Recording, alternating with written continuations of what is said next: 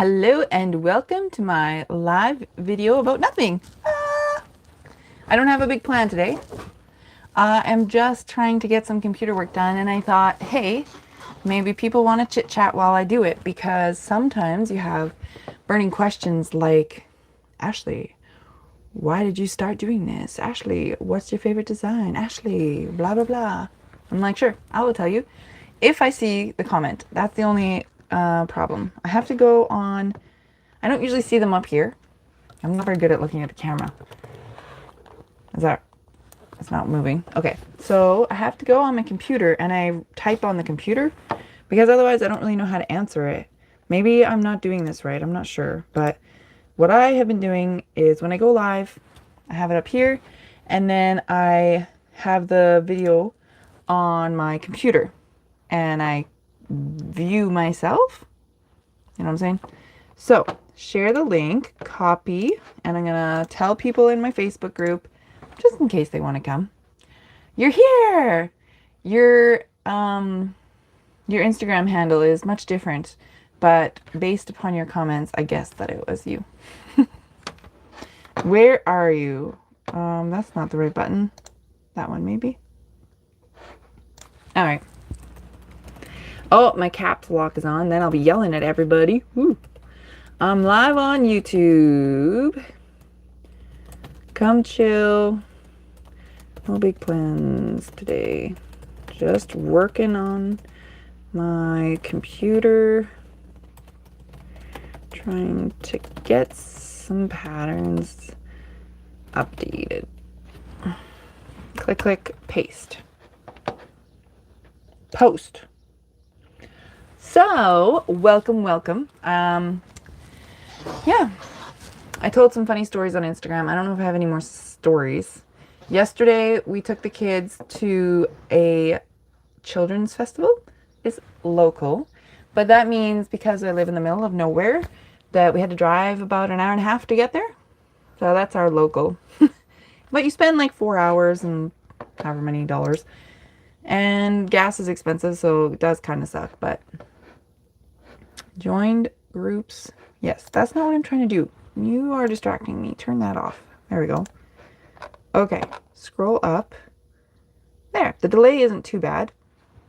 And yeah, I'm here.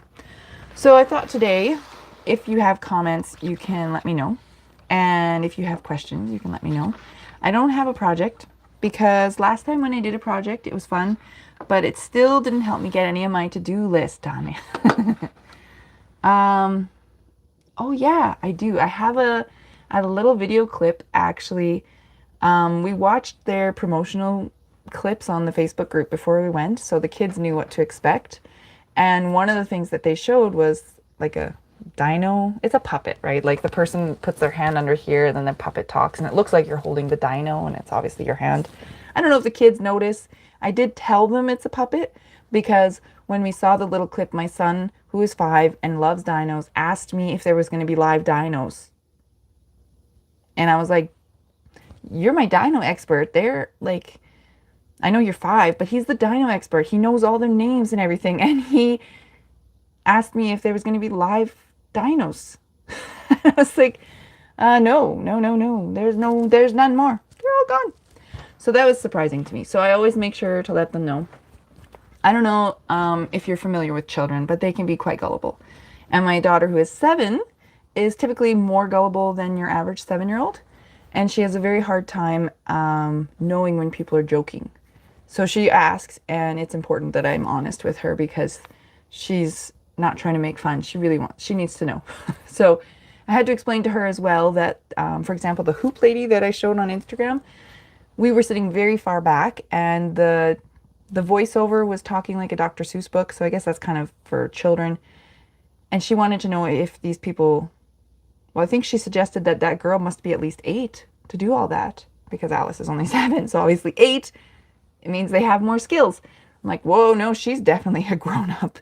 This woman is like balancing, I don't know what she was doing. We couldn't really see everything. But she had like a million hoops and she was hula hooping and flinging them and then putting them on her head and balancing. So just little things like that. I always have to be very clear that, no, that's definitely a grown-up. And Remy was after learning that the dinosaurs didn't exist and it's just a puppet. He was still excited that we were going to go see in this puppet.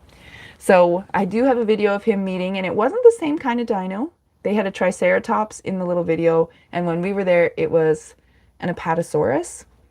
And but it still was fun. The dinosaur took his hat, and it was fun for them. And yeah, I think that's the best part about being a mom, is that you get to see how just kids just enjoy. They just enjoy with their full everything. And sometimes in the past, my kids do more meltdowns than enjoyment. They get overwhelmed. And especially, I mean, they're young. So Melody is 2.5. And guess what? The world's been shut down for 2 years. So she doesn't really remember anything outside of that. Remy was only 2-ish when the world shut down. So they don't have a lot of experience with big crowds and going out to festivals or even getting out of the house, right? And it's just great that they were able to enjoy the day. I was anticipating meltdowns, but they were enjoying the day. And my husband and I did not complain too much about the heat or the cost or anything. We were able to get in our good moods and not just be whiny big grown-ups. Grown-ups can be bigger whiners, you know? So that was fun. But I do a little video clip of the little dino grabbing Remy's hat and taking it away and the kids giggling. And I think I might have a different video clip. Maybe it took 3. Maybe the puppet show. I might have a video clip of the puppet show. We saw a commercial before we went, like a promo video. And the puppets were something about Poopsie. And so my kids were really excited to go and hear this puppet show about poop.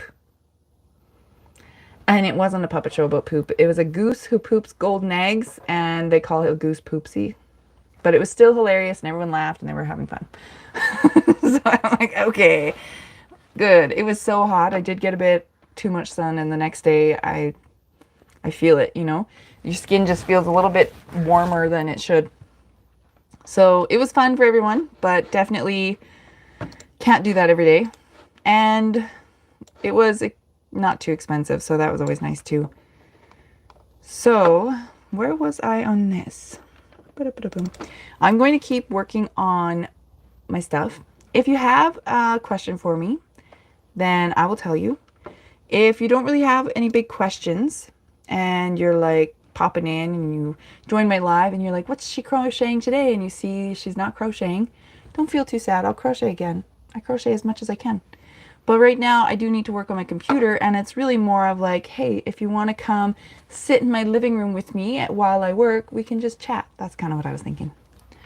And you can tell me about what you're working on. That's fine too. If you have your own YouTube channel and you have your own crochet page, whatever you like, I know it's hard to know when you're allowed to promote yourself, but promote away. Here's a good place for it. I guess I don't always ask for that, but it's okay. Today is okay. This one, I just need to change it to say left-handed. That's what I'm doing right now. So if you saw I was on Instagram like 10 minutes ago or whatever it's been, and I was showing you this little project. You're here. That's good. You can stay with me. You can listen to me talk out loud. Sometimes I'll notice comments and I'll reply, and sometimes I just don't notice because I get in my own little world. But maybe my voice is soothing. I did bring water in that 2 minutes between Instagram and YouTube. I figured I probably do need water. So I've been changing. Oh, I should scroll back up and change that. Ah, thank you. These are all interlocking crochet. So you can tell because of the mesh dots. This one, you can see between here, this is 2 layers of mesh. I can bring it closer, maybe. Let me see which one's really meshy. I mean, they're all meshy, but you can see this layer of mesh and this layer of mesh interlocking crochet. So they do have mosaic versions. And for the cat squares, I've been taking away these border lines. So it has a dark, light, dark all the way around to lock in the layers of mesh. But for the mosaic version, you don't really need to lock it in. And it's kind of annoying, I found. When I was crocheting, I was like, this is boring. Single, single, single. This is boring. It's unnecessary and it's boring. And you have to add that silly double border to do the tails. So I don't like the extra work, so I cropped it. So my mosaic version skips here and it starts there. Actually, I think I have one dark line around it. I don't remember. I think there's one dark line. I think I just skipped the locked layers. And you can see here, like this would be solid. And on the mosaic version, it is solid. The dots don't need to be there for mosaic. My older patterns, I didn't erase the dots. My newer ones, I have been. So this square is a 40 window, and you can see it's quite big, but it's not enough for, on its own, it's not really enough for anything. Maybe a giant pillow. But the plan is to join all these squares together, right? So I have a whole bunch. This one's January. Meow, meow. I have an orange cat and a black cat, so this is orange and black, although my orange cat is not that orangey. I think there's cat hair on there. January cat.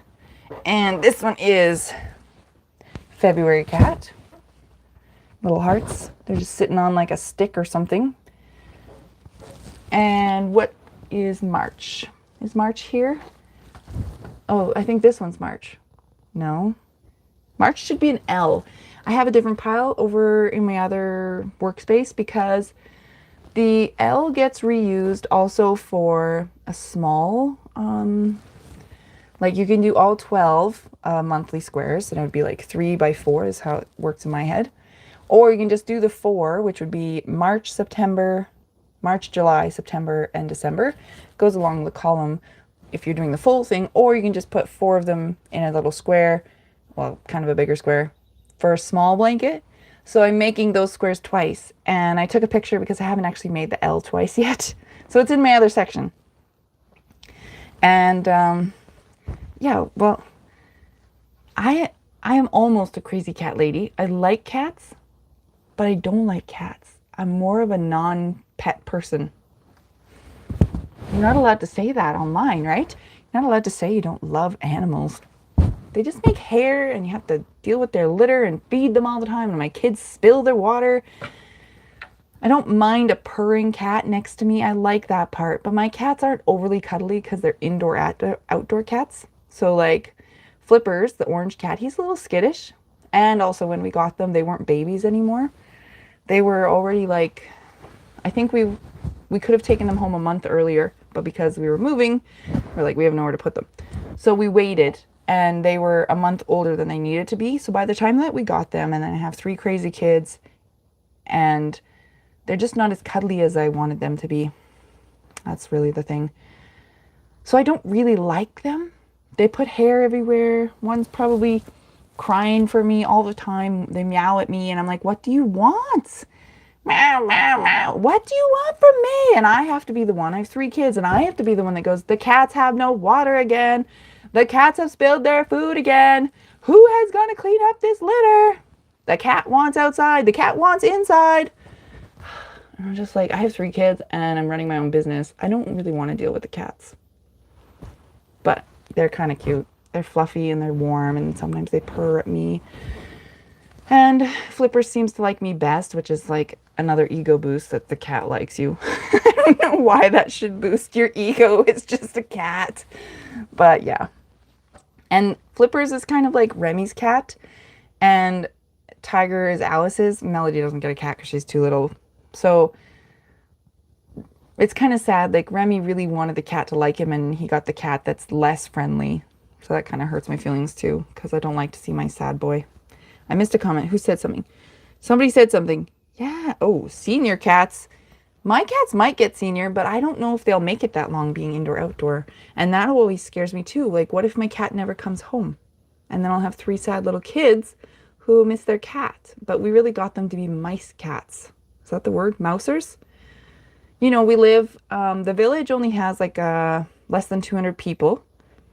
And there's, you know, it's maybe 5 blocks in dimension, 5 blocks by 5 blocks. It's a very small village. We don't have anything, any services. There's no gas station. There's no groceries. There's no anything. We have a post office because there's also no mail delivery. You have to go to the post office to get your mail. And we're surrounded by fields, which means mice. So we got cats to help us, and they're doing their job, which is fabulous. And I usually just send my husband to deal with it. I know how to clean up a dead mouse that my cats have given me as a gift, but I don't want to. And my husband's home and he can do it. So I was just make him do it. But I really don't know if these kittens will make it to be senior. That's the point of my story. So I don't have the L. January, February, March. March was the L. It's in a different pile. And then April is this one, the little heart. April, he's cute. He reminds me of Tiger. Our black cat is called Tiger. And Tiger does just sit like this. So makes me think of Tiger. That's April. Then May is this one. Oh, you can't see it. I'm pointing to nothing. Ew! Your childhood cat. Ew! See? My cat did bring a mouse onto our front step. A live one, actually. I have a little video clip of him playing with it because I was so proud of him that he caught a mouse, because I don't want them in my house. We do have mouse traps set up in the garage and we have a little cellar space, and they do frequently get caught. So, ew, what a horrible story. Oh yeah, back end of the mouse, not the cat. Were you traumatized? Is this like haunting your dreams forever, that your cat brought you this lovely gift that's absolutely horrible? Were you like really little or old enough to understand? You were traumatized. Oh no, I'm so sorry. Gross. See, the cats haven't brought any in the house yet. Teenagers, so at least you knew like the circle of life. My kids are learning it. Alice was at least pleased. She's old enough to understand, and she was proud of the cat. Good job for catching a mouse. But we've had a couple on the front walkway that they just drop them there. And sometimes out in the garden. Oh, he caught a bird one day too. Right when I'm out there gardening, he catches the bird and chomps it up. And then Flippers was chasing a mouse in a little bush and brought it back and then had it in the garden. And it's gross, and yet I know that's their job, and that's why we got them, and yet it's still gross. I'm a city girl. I'm really a city girl. This one is Maycat, and I'm pretty sure on the picture on the pattern, I don't know which direction it goes. And somebody messaged me and they were like, I've been trying to do this and I keep messing it up. Is it possible your picture is upside down or something? And I was like, yeah, it is. It totally is. The picture is the wrong direction, but if you look at the chart, whichever direction it goes, I think it's this way. Maybe it's this way. Whichever direction the chart goes is the written instructions will match that. The written instructions don't match my picture because my picture is upside down or something like that, which I should have double checked before I published it. You know, I think I double check things, but really I need to triple and quadruple check things. So that was May. We just finished May. June. This is June. It is June, right? Right now is June. And it's an O. I mean, his tail is kind of hiding in this box, but it goes all the way around, except for here. It doesn't connect. But on all the way around here, it's an O because it's supposed to go with the L and the O. And then I haven't made the V and the E yet. I do have July. You want to see it? Is it going to ruin the surprise? I think this one's my favorite. Plus, it's in my favorite color. And I have given all of them nicknames. I named them all by their months, but this one is Sleepy Kitten. This one's the O Cat. Very, very clever. And I did start September, but I think I'm only 10 rows in, and it's in the living room. Yeah, it's not here. So those are my cat squares. And yeah, I really like, well, I think it's the colors. I redid this one. So this one will go in the blanket of my 12 squares because they're kind of more punchy colors, right? They're pretty bright. And then some of them are not as punchy, but still pretty bright. This color is called Flamingo. And so 2 squares will be Flamingo and 2 squares are striped Pinky, which is almost the same. And this one will go in the blanket. So the duplicate one is pink for the 4 squares. And that's the plan. And that's also in my pile of, it's not urgent or important for me to make the V because it's not September, but I want it to. Does that make it important if I want to crochet that square? No, it doesn't.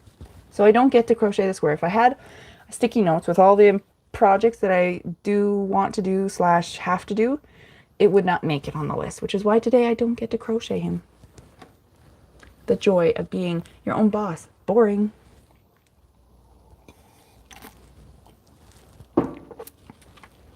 So, what was I doing? Can you see me if I lean? Oh, stay. So I was gonna maybe get a different holder because this holder is weird. But I'm not gonna spend money on that either because I don't need to. I'm still working on my Canada blanket. That's what I was saying on Instagram. I had done that. Oh, I should spread this stuff out again in case somebody new shows up and then they're like, what's going on? What a messy pile. And I'll be like, look, it's advertising. Does it count as advertising? I'm pretty sure it does. Advertising is boring. I feel like advertising is always just tricks. Please buy my stuff. You can buy it at a discount. And if you miss the discount, too bad for you. It always feels horrible. You have a video I posted of 2 temp blankets that I completed for my daughters. They were a love-hate. Yeah, I have never made a temperature blanket. But if I did make one, I've heard enough about them. You have to either use like really fine yarn or you have to do like not a row per day because the blankets get too huge, right? That is always, I think it's hilarious when you get people in crochet groups and they're like, I just finished my temperature blanket. It fits from one end of the house to the other. And you're like, what are you going to do with that? And how are you going to wash it? So I'm not interested. Yeah, I think I like the colors of temperature blankets usually. And I like the emotional aspect. You could do a temperature blanket sort of if you were doing these monthly squares. You could be like, the dark square is the average of the month. I don't know, but yeah. Is the video on like your YouTube channel? Do you have a YouTube channel? You can tell us about that. It's okay today. Yeah. So, if you're watching now or later, because I'm pretty sure the comments will show up again, you can go check out someone else, right? So, this blanket, I was going to update it. I've been working on it for a long time, but in the process, I also updated how I do my foundation rows. And now I have to update all that because when you start to do something better, you don't want to give the old stuff again. But then I feel bad for anybody who has an old version. I'm like, well, they're just going to have the less good version. It's inferior. So I don't know.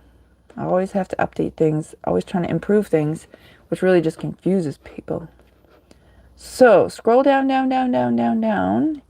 I got the foundation. It says, oh, then I have to update this one too. Okay, chain 5. When I was doing my center out stuff, I'm going to move my stuff around again because I can. It's my stuff. It's my messy pile. Actually, this little desk, bookshelf. There's a bookshelf here against the wall, and then my desk is here. So like you can't really access all the little cubes. And when my husband brought it into the room, I thought he was putting this for me. There's one over there next, well, not really next to his desk. This room isn't very big, but he's got his stand-up desk and a bookshelf. I have a desk and a bookshelf, and my desk gets taken up by the printer. He doesn't have a printer on his because he has like CDs and a monitor. But then when I came around that I could put stuff on the bookshelf, he'd already filled it. I was like, dude, I need a bookshelf. So I started taking all his stuff out and I moved it. But I didn't take it all out. I only cleared like half of them because I feel bad. Where is he going to put his stuff? And I'm like, well, where am I going to put my stuff? That's usually how it goes. We don't really fight about it. But in general, he is perfectly fine with just taking up as much space as he wants / needs. And I am much, I will shrink myself if I feel like someone needs more space. And then I shrink myself to the point where I go, whoa, whoa, whoa, whoa. And then I explode. It's not great. But we don't fight over it too much. But sometimes I do have to remind him that he's taking up more space than he needs to. And that I need more space because I'm human too. Sometimes I just have to remind myself that I'm human.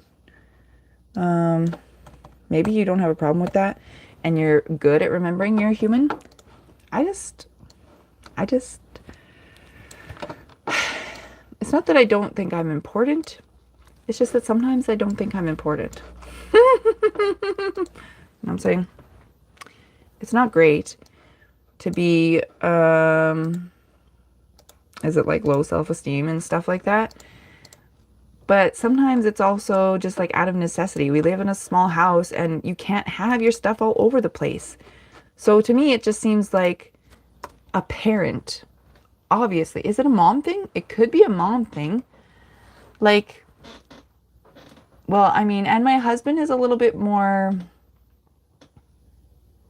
he's got, he's an engineer. So engineers are not known for being emotional or in tune with that sort of thing. They're analytical math, right? One and one, and things make sense. And I have a psychology degree. It's kind of the opposite. It's all about feelings. And then he's also got the artsy side. He does actual like painting art. He always, I mean, not often, but he has art supplies before we were married and he dabbles in it and he knows how to crochet and music is more his passion. So he's got a million instruments, but he has that creative brain where like mismatched socks walks past a pile of something over and over and doesn't notice that there's like a dirty sock hanging from the sink or something, right? Like he just doesn't notice, which means he doesn't necessarily notice how poor of a housekeeper I can be. And that's fine. It works for us. My house is not spotless. I have 3 little kids. We live in a 1,000-foot trailer. We're in the middle of renovations. We just moved. I run my own business from home. Our house is not spotless. But like, I feel like how can you walk past, like you can barely walk through the entranceway because there is like 50 pairs of shoes. We have 5 people live here and there is millions of shoes everywhere. And we haven't put away the winter stuff because it's Saskatchewan. I live in Canada. 2 or 3 weeks ago it snowed. Not enough to like cover the ground with white, but it flurried in the air. And that means that we had winter boots and scarves and mittens and jackets, and 3 little kids have a lot of stuff. We haven't packed that away and put it away yet, although we should, because was it 2 days ago my little temperature gauge got up to 40 degrees Celsius? Like it gets hot. We don't need our winter stuff anymore. The garden is starting to grow. We don't need our winter stuff. So we should pack it up, but we're all busy and distracted, so we just don't. And I get annoyed because every day I'm walking past it, being reminded I should do that. I should clean that up. I should get that cleaned up. Someone needs to clean this up. Who's not cleaning this up? And he's just like, oh, it's fine. Is it? Is it fine? So between him being distracted and he doesn't notice and I'm busy and it's like, well, I guess it is fine because I would rather work on my business. But in order to compensate for the amount of mess in there, for example, I don't buy a bunch of shoes for myself. I don't buy a bunch of jackets for myself. Everybody has jackets galore. My husband has an entire rod because he works, right? So he needs a rain jacket that's actually functional. He needs a windbreaker. He needs a winter jacket. He needs a winter jacket for going to nice places and a winter jacket for working on the car. And he needs a sweater that's all full of grease and whatever because he fixed something. And he needs a sweater that's all full of dirt. And he needs multiple dirty ones because you get dirty the next day too, right? So he needs all these clothes. And I'm like, well, I have my winter jacket because it gets cold out. And I don't really need anything else. So I don't have anything else. I have shrunk myself to be one jacket because that's all I need and there's no room for anything else. I could have a fancy looking jacket or a spring jacket or whatever, but where would I put it so I don't bother? And it could be a mom thing, could be just like a me thing, could be like my own childhood traumas or something, I don't know, but my kids just take up so much space and my husband takes up so much space and I just try to hide in the corner and take up less space so that there's space to walk. Which is the bookshelf story. I get off track. The bookshelf, I have not taken all of his stuff off the shelf. I have just squished my stuff right on top. Because that's how I do it. And I am currently the main breadwinner in our house, which is like kind of, yay me, I'm so successful. but also he still has to go work because it's not quite enough to support our family. Close though. Every month it seems to be growing. I grow more followers, I grow more customers, and I get better at doing Instagram or whatever. Except for the algorithms are cuckoo. So on Meta, that's what Facebook's called now, right? Meta. And it tells me my Facebook reach is down 50% and my Instagram reach is down 60%. I'm like, well, that's great. I don't know what to do about that because I don't have time to learn about all your silly algorithms. So instead, what I do is crochet. I just crochet the day away and I say, I'll just keep crocheting. But then it gets to the point where I realize I have to go do computer work. So that's what I'm doing. I thought I could copy and paste this one, but I actually don't have it. So now I have to go in here. Is it under Canada Day? Do I save? My husband is horrible at saving his things. He has his own computer because I can't stand his organization skills. Everything is just saved on the desktop. Every single file he ever has used is on the desktop. And I'm like, what are you? And he just makes them smaller and smaller and they fill up the desktop and I go crazy because I have everything in folders. You click this folder and it gets to my Ashley Brotzel Designs. You click this folder and it's for the projects that I've done as opposed to promotional photos, taxes, right? So I open up the projects that I've done. And then you click this photo or this file and it's squares that are 40 window size, or this one that is scarves, or this one that is smaller squares. And then you open it up and you've got the scarf name, and you open that up and it's got a folder for the interlocking version and a folder for the mosaic version. And you open that up and in the interlocking version it has all the files, but it has a folder that says publish. So I know that that's the final one, the final photos. Oh, it has a folder for raw photos, folder for edited photos. And he thinks it's crazy when he asks me a question and I go, oh, click, click, click, click, click, click, click, click, click, click, click, click, click, click, click. There it is. And he's like, oh, blows his mind. And he's like, why do you do it like that? And I'm like, all of yours are scattered about. How do you find anything? We're very opposites attract kind of people. So it's funny. It's amusing.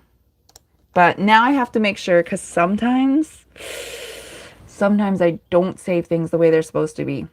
But that's only because when I'm drawing, sometimes I will name it something. Like, I think Oh Canada started as Canada Day Blanket. Canada Day Blanket is not here, so let's try Oh. Ah, there we go. Oh Canada Throw. So it's my updated one. It has the proper title. But originally when I did it, I said Canada Day Blanket. And then I published it as Oh Canada. So now when I go to look for it, I have to remember, is it the real name or is it the name that I had given it when I was doing a draft? And I do that every now and then where I draft something and I don't have the name that it stays with. But it's hard to draw a design and start with like the proper name. I might have to sneeze, which might be annoying to listen to. Sorry. I do have the window open and it's a little dusty outside, but I'm not sick or anything. I'm not sick. You don't need to social distance me. We're all on camera. It's fine. So I'm going to save this one as Oh Canada Throw Lefty. Oh, my caps lock is on. Oh, well, that's be fine. And sometimes I save things even though they have a typo in the title, because as long as it starts with the right thing, I'm probably not searching by Canada. I'm searching by Oh, but maybe I'm wrong. So this is the one. Double check. Yeah. So of course, you know, for interlocking, it's windows, right? So you can't stop in the middle because it's black on both sides. And so my design has slight unsymmetry. Is that a word? It's not symmetrical, but it's close. And the close is what gets people. So now I have to, here's my little, I showed it in a different video. Here's Oh Canada, oh, a little thing.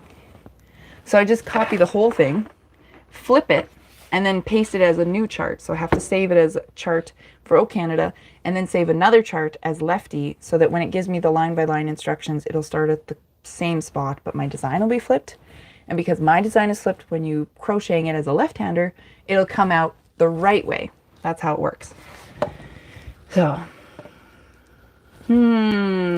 all, Control A for all, Control X for cut.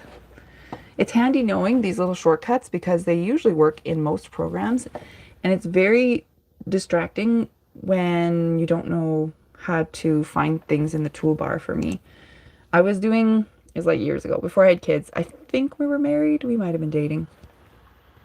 I was doing a test on the computer to see what skills I had. That way I could get a temp job. I wanted like office work because I'm pretty good at using Microsoft Word, Microsoft Excel, etc. So I went in and took the test.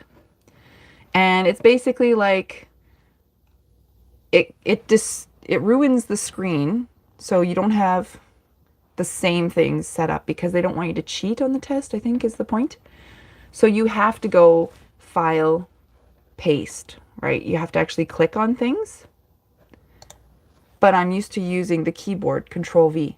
I'm much faster at just going Control V, Control Paste, typing, etc. And that wasn't an option, which kind of blew my mind. But apparently you had to learn, you had to know where things were.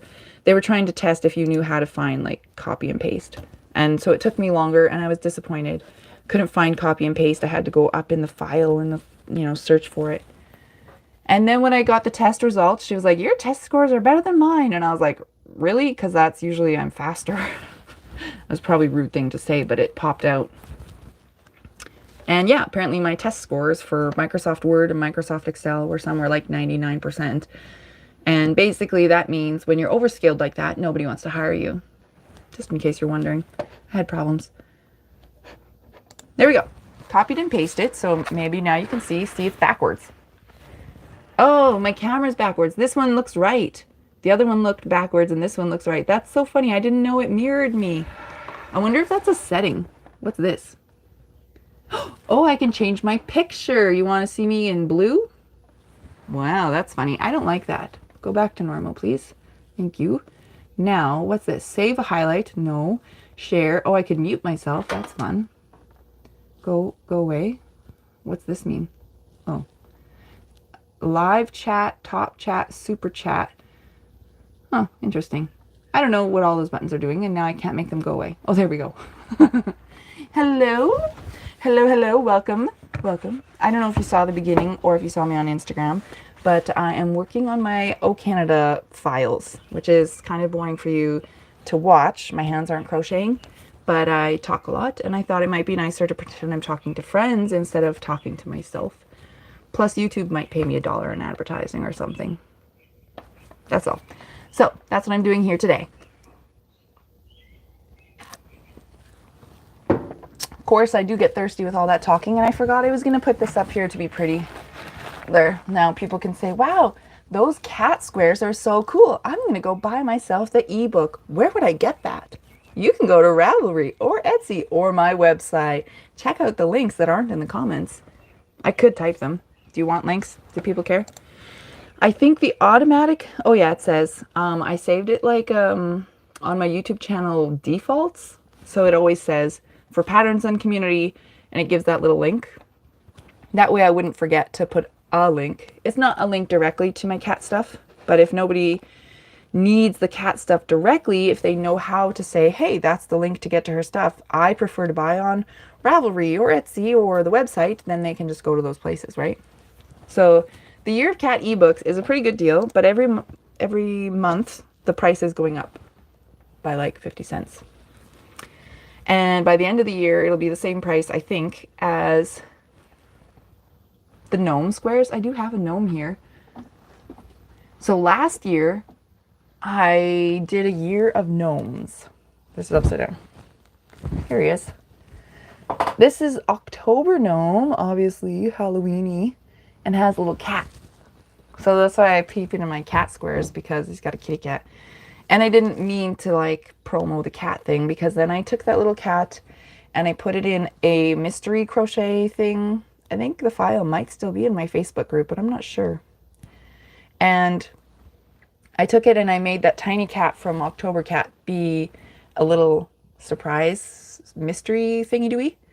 And then a couple months after that, I came out with the next year, and it was cats. And I didn't mean for it to all be connected, but afterwards I was like, hey, I should have planned that. But I didn't. I didn't plan it. I don't plan those types of things. I wish I knew how to plan those types of things. But I feel like sitting down to plan stuff is just a waste of my time when I could just be crocheting. Right? You love the ebook. I'm good. I love it too. And it is like a surprise pattern. Although if you were watching earlier, I spoiled the surprise for July. You found me on Rav? Good. That's my favorite place. I don't mind Etsy because people buy stuff and I make money, but they take a lot of fees. So I prefer to make more money on Ravelry.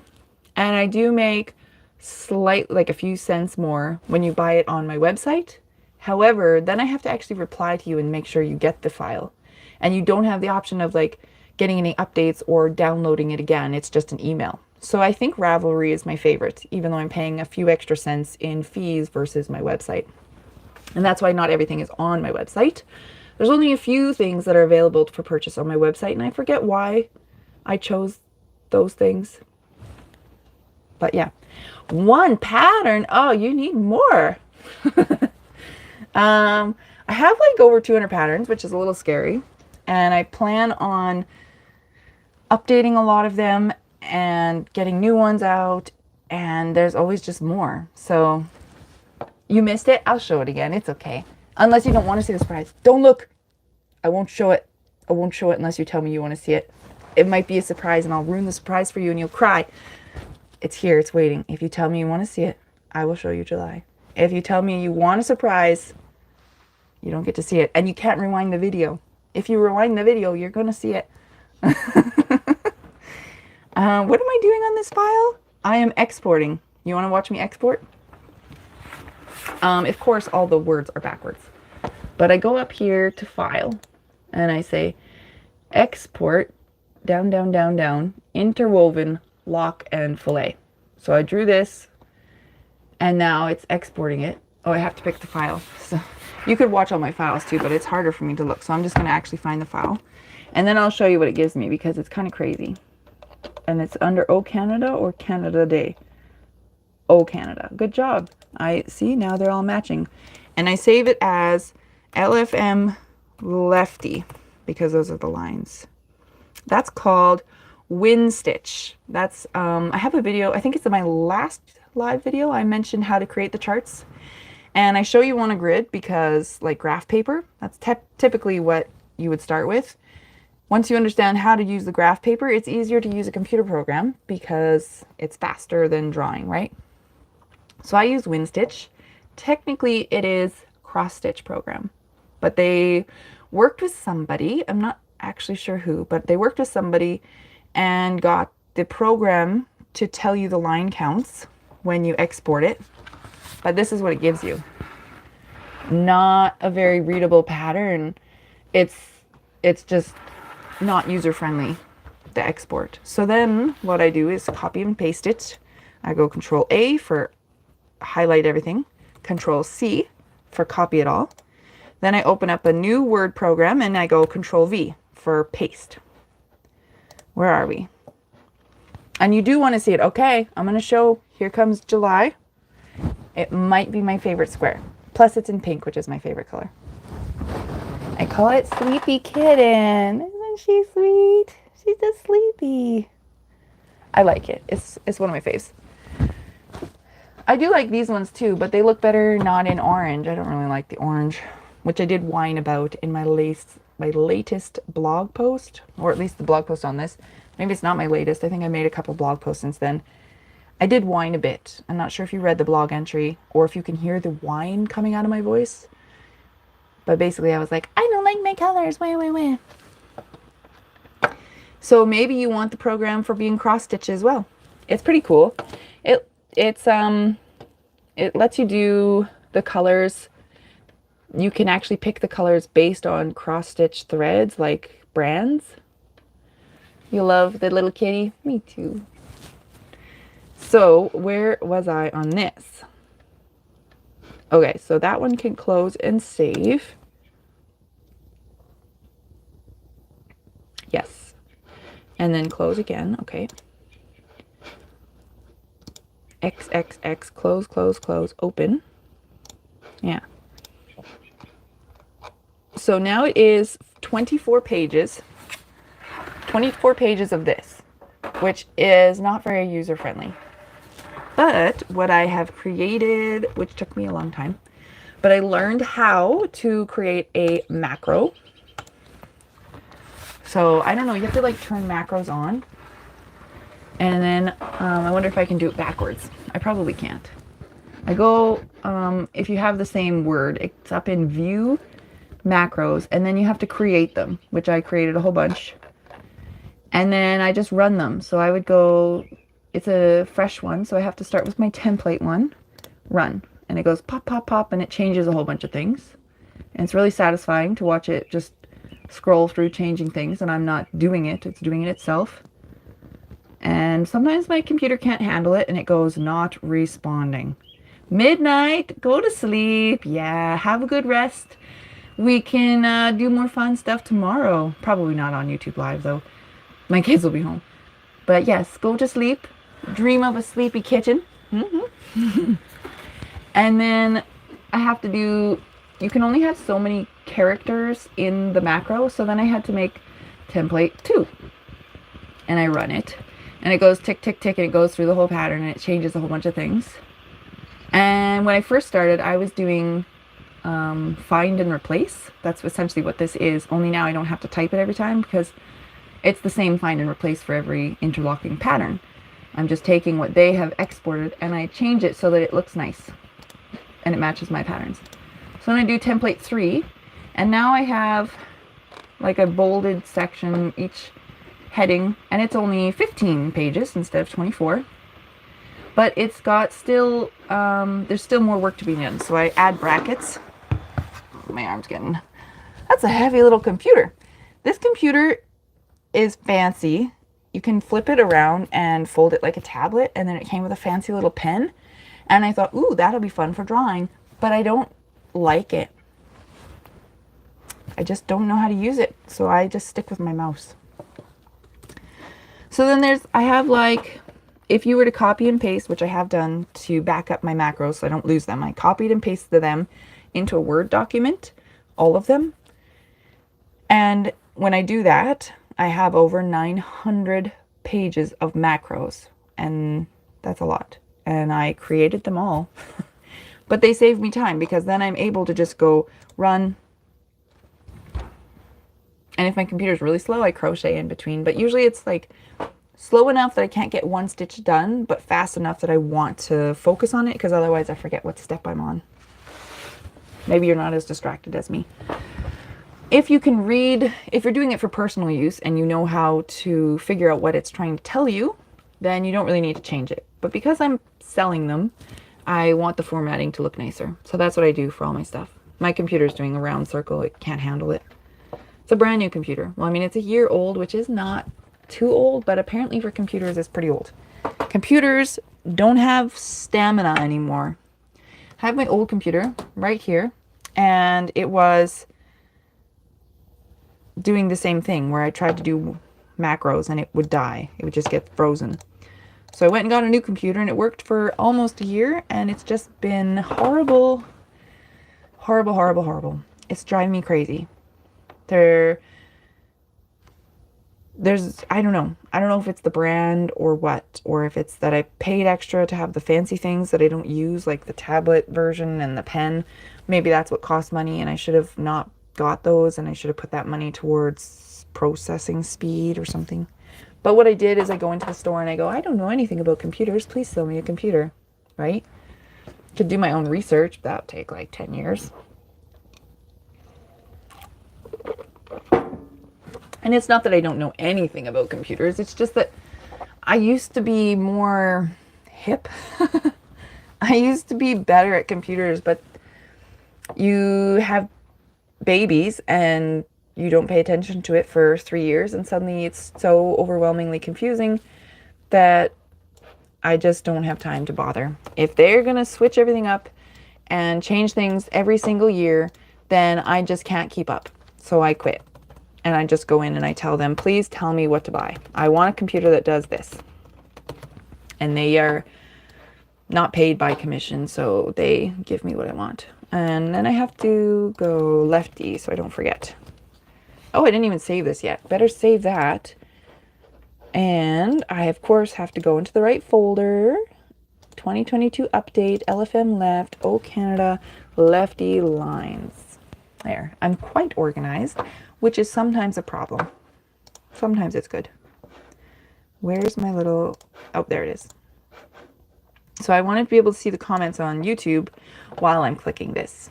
So I did notice Kate sent me a message. I think you were trying to show me some more shortcuts on the keyboard. And I do know quite a few shortcuts, but I feel again like I already have so much information in here. And if I learn any more shortcuts, my brain might explode. And I might never remember how to do anything anymore. But I probably will try to learn a few more. I find them very helpful. And I'm already pretty proficient on the computer, obviously. With good scores and obviously successful patterns. I know what I'm doing. But there's always ways to improve. Now, I think I have to run... Okay, so I did my template. I have 3 for interlocking. The template changes all of the wording to make it condensed. It was 24 pages. Now it's only 15. But now things like brackets. So if it says 7 back, 2 front, 7 back, 2 front, 7 back, 2 front, I can put brackets and it says 7 back, 2 front times 3 or whatever. But in the macros, you can't say put brackets. You have to type every single iteration. So I have the macros starting at like 1 front, 1 back. And it'd say 1 front, 1 back 20 times 20. And then the next macro is 1 front, 1 back, 1 front, back, times 19. And then the next macro is front, back, times 18. And then I have macros that change the times 20s. If there was a times 20 and a times 20, it'll change those to times 40. So I have up to 100. And that's just like 1 front, 1 back. And then if it's like 7 back, 2 front, I have macros starting at 7 back, 2 front, 7 back, 2 front, 7 back, times 5 or whatever it is, and then times 4. And you have to go through every single one. So it's time consuming and annoying. You can't just tell it to figure out the algorithm. I'm sure you could make a program. Somebody who knows how to do that. I could learn how. I will not. I don't have the interest enough. So I just have these macros. And I just click them. I have all sorts of random macros and they don't catch everything, which is then why I send things to testers. Mostly my testers, it's not really the right title. Testers implies like I have a sweater pattern and I need to test that the sizes actually fit the way they're supposed to, right? But these are charts. And the computer is giving me the line counts. So really the testers are checking for brackets. And every now and then I do make a mistake on the chart. So they test for that too. And they make a pretty picture. And when they give me the pretty picture, I use the picture to sell the patterns. This is the boring part though, clicking the buttons. Run macro 3, macro 4, macro 5, blah, blah, blah.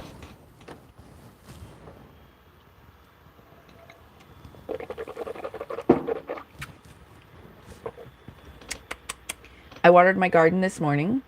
We have a very large yard. We bought this place. It has the trailer, like a mobile home.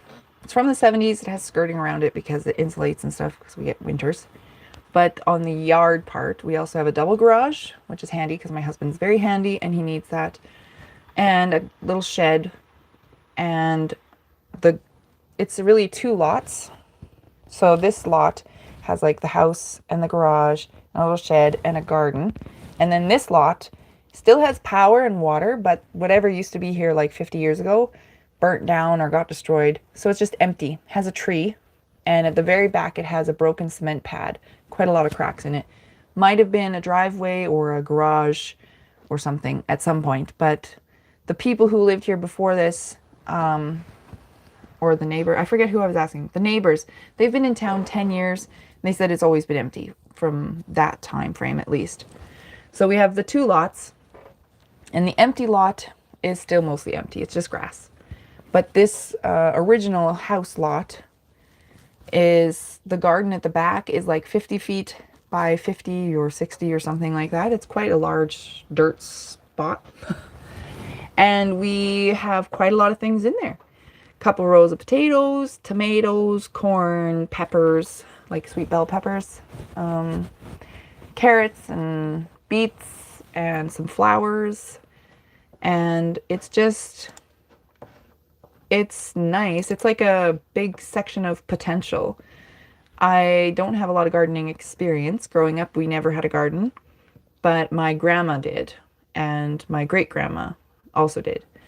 So I would spend, my mom's a single mom, and in the summer times, the 2 months between school ending and school starting again, pretty much every summer, we would go to live with my aunt and my grandma on my dad's side of the family.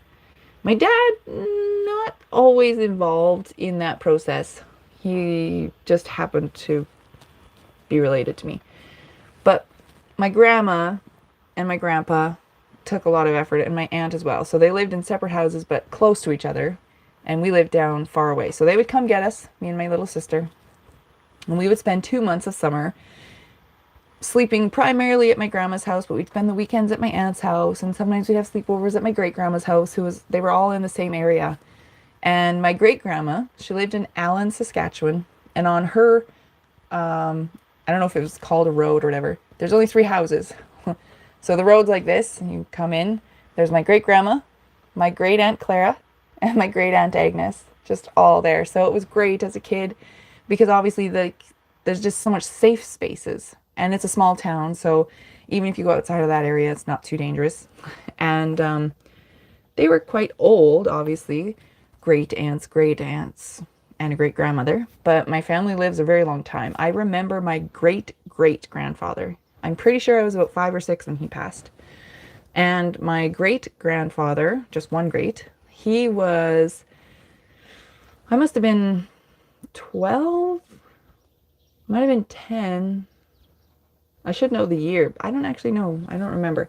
I was old enough to know him quite well. Plus we spent a lot of time. Like, most people don't know their elder relatives that much because they don't see them often.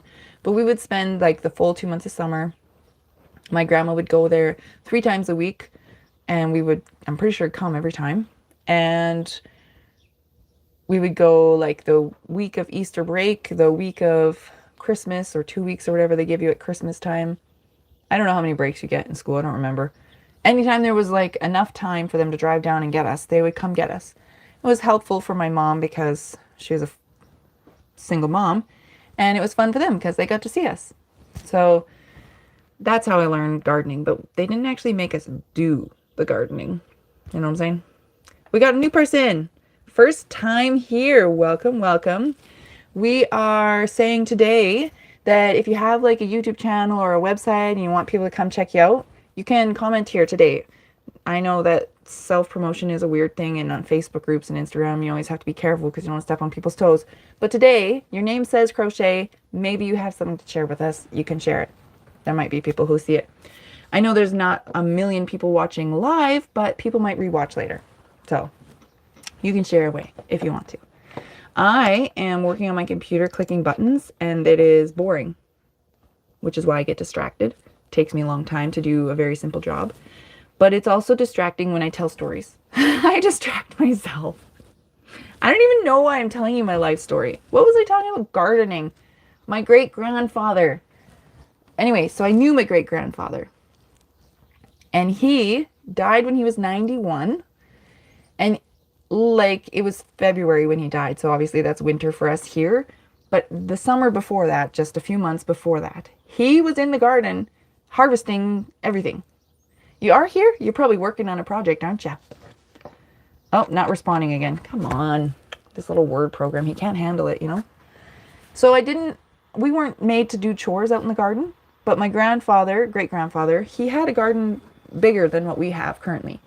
Raspberries and potatoes and, probably everything else. I don't know. Because my great-grandmother and my great-grandfather had 5 children, and it was, I can't remember the birth order. I think 1 or 2 boys older than my grandma.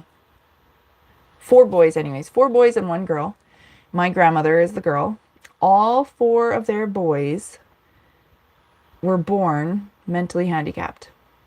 So until he was 91, out in the garden, taking care of four children in grown-up bodies for their whole lives. That's what they did. They refused to send them to an institution, and they did not receive any governmental help because the government basically says if you don't want to send your kids to an institution, we won't help you. So my grandmother would come like 3 times a week or more, depending on what was happening, to help take care of her brothers. And when she had us, me and my little sister, we would come along with. So that's how I saw a garden. I understand the concept of a garden, but I actually have never done gardening.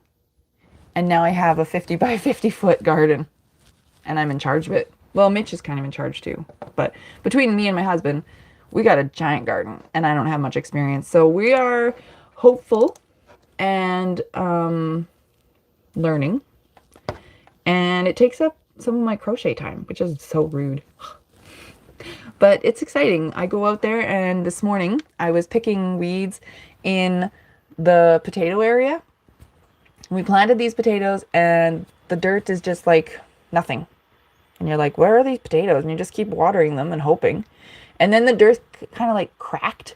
And you're like, oh, I bet there's a potato under there. So I've been like moving the dirt away to let the potato out. I don't know if you're supposed to, but it seems like it's taken like a month. Nothing happened for a month, and finally we've got potatoes this big. Little tiny green leaves are coming out. So if you know anything about gardening, you can send me the information. I am trying to like input all the garden information in my brain, but I also am not willing to use chemicals. We want to keep it quite organic. Permaculture, if you've heard of that, I'm very interested in that concept. So learning not just gardening, but specialized gardening, according to my mother-in-law. So yeah, it's fun. And it is fun to go out there and water the garden and weed it and say, oh, look, we're growing something. Oh, it's exciting. But then I remember like, oh, that was 2 hours that I didn't get to crochet. And the kids are not super interested in the garden. They might be more interested when you can see something. Right now, we just keep watering dirt, which is less exciting, right? Maybe when the corn stalks are actually tall and you can see corn growing, I'm hoping that they'll get more interested, because that's kind of half the fun of having a garden is for our kids to learn. And also because we want to eat potatoes. But it's mostly just learning this year. We're also...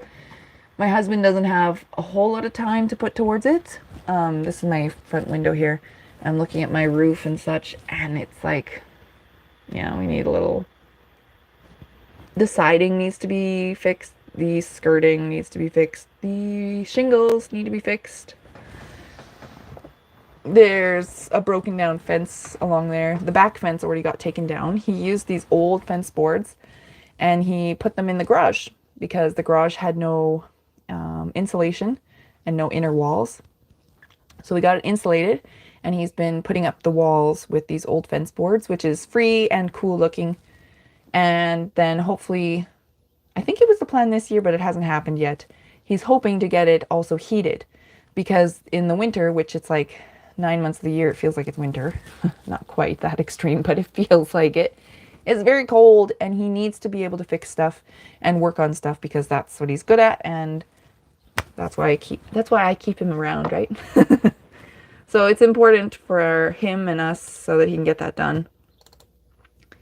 And I just mostly click buttons here. I say drawing, editing the pattern, publishing the pattern, posting on Ravelry, making a blog post, talking to people on Facebook, Instagram, YouTube. My crochet business is online a lot. And then the crochet kind of sometimes has to wait, which is kind of sucky.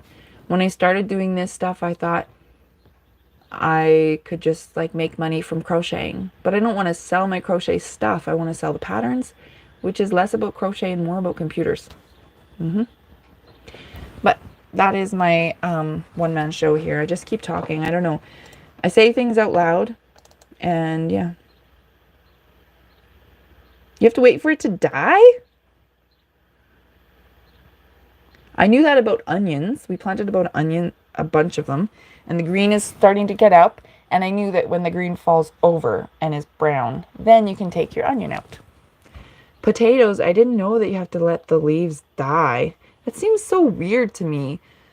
You know, like if you pick a tomato, you don't want to pick it off a dead plant. You want the plant to be flourishing when you pick the little tomato.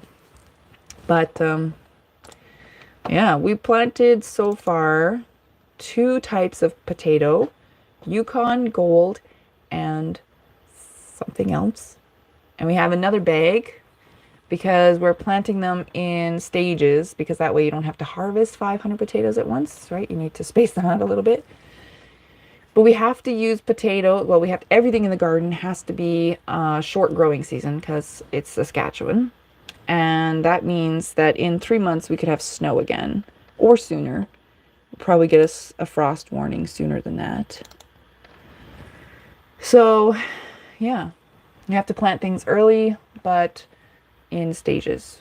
And I planted carrots, but the bag kind of broke. So all the carrots are like in one spot. And then I had to thin them out. And I was like, oh, I wasted a bunch of carrot seeds. And we planted some flowers because you need to entice the bees for pollination. And we bought 2 apple trees and 2 cherry trees, but they are on the other side of the house, which is annoying for watering because the hose doesn't reach that far. So you have to fill up a bucket and carry it over there. It's been very dry here this year. So we've been watering a lot. So I'm still clicking the macros. They save me time, believe it or not. If I wasn't telling so many stories, I might be done it. But between stories and the computer, every macro I click, it tells me not responding. And then it does respond, so it's okay. But every time I click it, it tells me it's not going to work. And I'm like, you lie. You lie to me. Once I have those lines to look pretty, then I have to copy and paste it into the actual pattern that has the key and a promo page or cover page or whatever the words are. And then I have to also, I put at the end finishing instructions, like put a border on. But I copy and paste that. It's the same for every pattern. So it's not like I type it out every time. I just copy and paste it from an old pattern. And that's the interlocking version. And then I have to go do the same for the mosaic. And my current dilemma in my brain is the mosaic version for this O Canada blanket. If you were watching earlier, you know that when you have interlocking mesh, it's 2 layers of mesh, right? They are not locked except for that they're woven together where the colors meet. And because it's a mesh layer, double crochet chain, it gets these little window holes. And through the windows, you can see a dot of the other color. So when I draw this chart, you can see these dots all over the place. When you adjust that and you want a mosaic version, you can either crochet like this. This is mosaic crochet, but you can still see the dots in between there. So this is like a dropped double crochet. It goes over it. Or you can remove those mesh dots and you can have a solid picture. You don't need those mesh dots for the mosaic version. And on my newer patterns, most of them, like for example, these cat squares, I've removed the mesh dots. But this is a very old pattern. So my brain was like, should I remove the mesh dots? I'm updating it because I adjusted the flags at, not flags, maple leaf, which is on our flag. Maple leaf at the bottom and the top, one was like this and one was like this, and they were off centered, which was supposed to be flipped. It's actually a mirrored image of each other because everything else is mirrored. But people didn't see that it fit in with it, so there was too many people saying you did a mistake and it wasn't supposed to be a mistake. So I've changed that, which means I have to do getting the line counts anyways, and I have to get a new chart. But do I adjust those dots as well? That's kind of my dilemma, and I put it off because I didn't want to make the decision. Hello, we have someone new. Purple Crochet and More with Dreeny. Well, Purple Crochet and More. We are doing a chitty chat today. And everybody who comes, if you got something to share with us, like a website or a YouTube channel, you can let us know. Today's the day. Self-promo away, okay? I might not read it out loud because I'm mostly working. But people are going to see these comments if they rewatch the video later too. So we don't have a lot of people watching right now live, but you might still get somebody new. I don't know. It's worth a try, right? And we're almost done these little clicky clickies. You guys know each other. Ooh. Sandrine, that's a nice name. My daughter loves interesting names. She's always making them up. And I had to show her some names that were, I guess, less basic, like that these are real names. And she was just amazed that people actually have all these different kinds of names. She had no idea there was so many out there. I feel like Sandrine would be one that she would like a lot. I have, oh, the list is gone. I have like 9 or 10 macros because you can only put so many characters in each macro, and then it says it's too large, it won't do it. So you have to go, okay, here's a new one. So I have to click 1 and then click 2 and click 3. But because I sometimes went back and edited them, once I go from 1 to 10 or whatever it is, I have to go back and do them again because sometimes like they'll change things, but it needs to go through it again. When it was at here the first time, it didn't have that option of characters or whatever. I don't know. I don't know if that makes sense. But the point is I have to click everything twice, and I can't remember which ones I clicked now. So now I'm just clicking them again. I just click them a whole bunch of times. And when I feel like it's been sufficiently macroed, I say, okay, that's enough. Sometimes I glance through it, but 13 pages of instructions, there's nothing to read. It's not interesting when I'm looking at it and scrolling through. Sometimes I can catch things, but most of the time it just is too much. Blah. It's not a story, right? It's just a pattern. So a quick glance is usually not sufficient. But my macros have been working for a while now, so they're pretty full. The new interlocking and mosaic center out versions had to use different macros, and my macro maker, when you edit the macros, it won't let me edit anything lately. I don't know. What are the beautiful crocheted stuff? Well, we talked about these earlier. These are my cat squares. I put them up here to showcase them just in case people cared. This one's June Cat. We're in June. He's the newest square, and he does double duty as the O. And there will be 4 squares that you can make that will make LOVE, and you can make a little square blanket, or you can have all 12 monthly squares and have a bigger blanket. So that's kind of, I just have them here because they were sitting at my desk and I figured it was nicer to look at. These ones are all interlocking. Of course, my patterns always have interlocking and mosaic. And yeah, they're pretty colors and they're kitty cats. And I think I'm ready to copy and paste. So now, if you were looking earlier, if you're interested, now it finally looks like this, where each row is separate. There's some brackets. It's nice. It's neat. I save it. I always make sure you save your work. And 3, 2, 3, 3. Oh no. Okay. I thought I missed one. 3, 2, 3, 3. I'll just do a quick glance to make sure. So for example, in the brackets, you like them. I like them too. Thank you. We were talking about all the cat squares. This one's my favorite one. Oops, don't fall down. Oh, sorry, little kitty. They're all pretty fun, but this one's my favorite because he's pink and he's so cute. He's just a sleepy kitty. But he's for July. You're not supposed to see him yet. It's a surprise. But I've been showing everybody. It's fun. So with these brackets, because you have to type them all and it's not intuitive, it does only exactly what you tell it to. So I have brackets here that says, in the brackets, 7 back, 2 front, times 10. Great. However, right in front of it, it has another 2 front. So it really should say 2 front, 7 back, times 10, because it makes more sense. So now I will just find and replace, and I'll just move the bracket. Replace with, why did you put a star there? No. Oh, because I typed it wrong. That's why I meant a bracket. So then I just move them. Times 10. Make sure the commas are in the right place. If you have a comma in the find, you have to have a comma in the replace. Otherwise, you'll lose your comma. It's not intuitive. It does only exactly what you tell it to. And then you can also do 9 if that's an option. Let's see.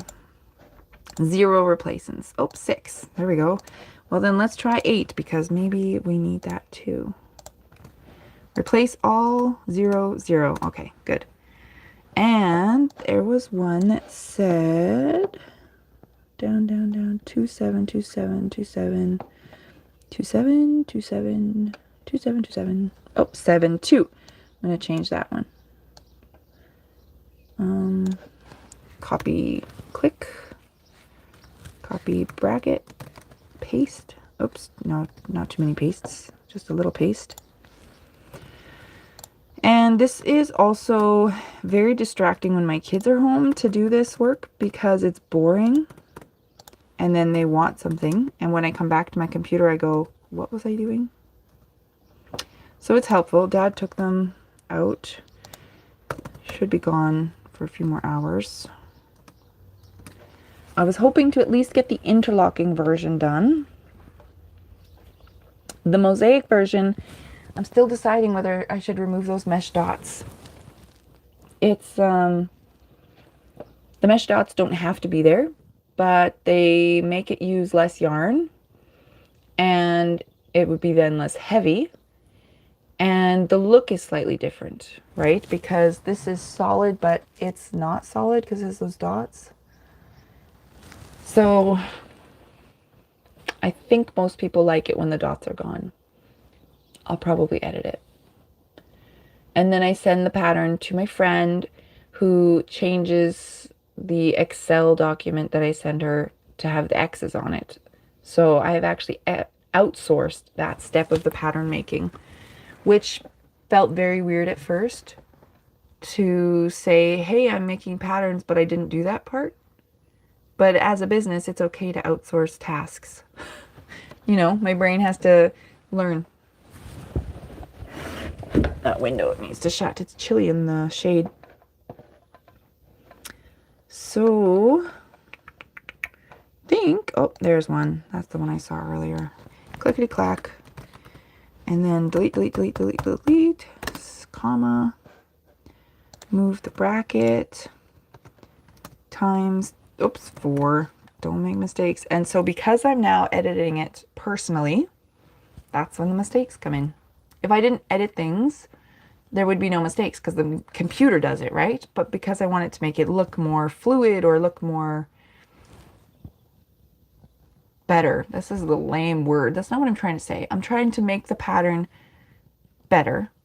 But because I'm editing it with my own fingers and not creating the picture and making sure the picture is good, once I create the chart and make sure it's good, if I export that, everything would be fine. But then I go back in and edit things, and that's where the mistakes come in. That's what I'm trying to say. Human error. Me, I'm the human that errors. Yeah.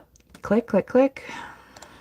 So it's also boring, and it's where mistakes come from. And then I get very embarrassed when I make those mistakes. And yet I keep making them. And then I feel like people won't want to buy patterns from me if I am known as the lady who has all the mistakes. And I know it's not true. Like, I don't have all the mistakes. I'm not a horrible pattern maker. But I do think that it could be more perfect. That's wrong. I know it's wrong, but I want to be perfect. Times 5. And then I delete that one. And then I go clickety click. Yes, click. 1, 1, 5, 1, 1, 2. Nope, it's not a repeat. And I just sort of scroll through. It's a little boring, but I scroll through my own pattern. And this one has double brackets, which also people get scared of. And I think I went over it in a couple videos, and I have a whole page on my website devoted to telling you how to use those brackets. It's just another skill that you need to learn, which sometimes is too much. People get overwhelmed, and it's not fair if they want to do a relaxing crochet. And they say, I won't do your pattern. Your pattern's not relaxing. And I say, okay, fine. But if you want to learn the skill, then you can do my pattern. And it's not actually too hard of a skill. You can do it. 4, 5. So here I found one that doesn't have brackets on it, but I can change it. And then it is only 13 pages now. So we started with 24, and now it's only 13, which is still a lot. People don't always want a 13-page pattern. 2, 5, 2. Nope, not quite enough. 2, 1. We can change that. 2, 1, 2. 2, 1, 2, 1, 2, 1. Okay. Click, click, move. Bracket, paste. And 1, 2. Right here. Bracket times 5. Delete, delete, delete, delete, delete, delete. Comma, space.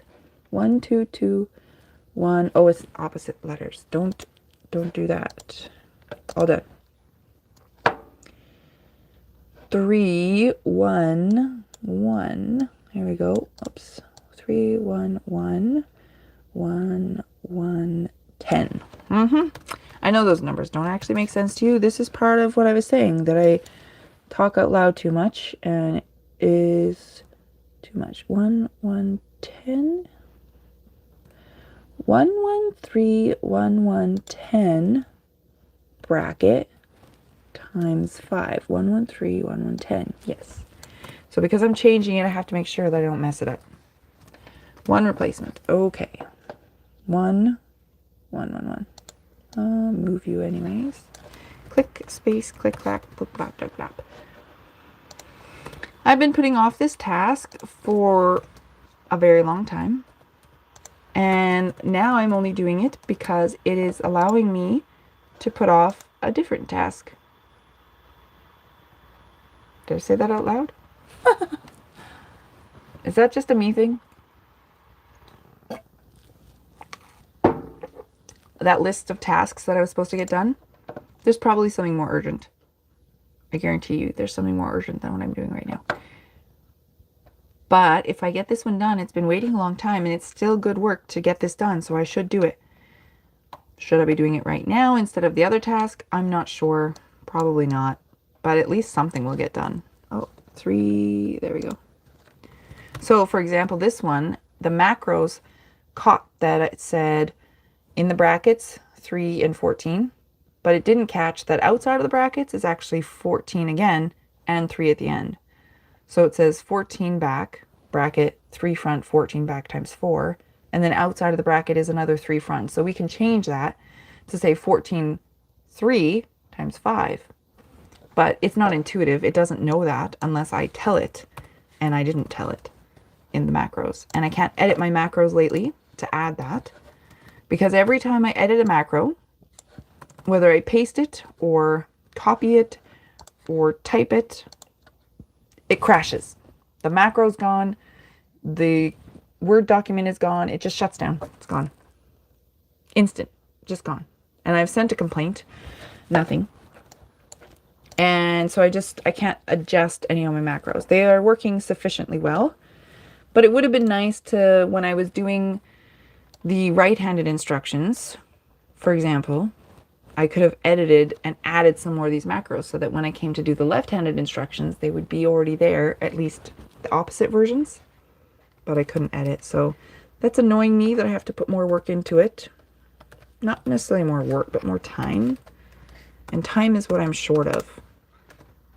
Let me count that. 1, 2, 3, 4. Yeah.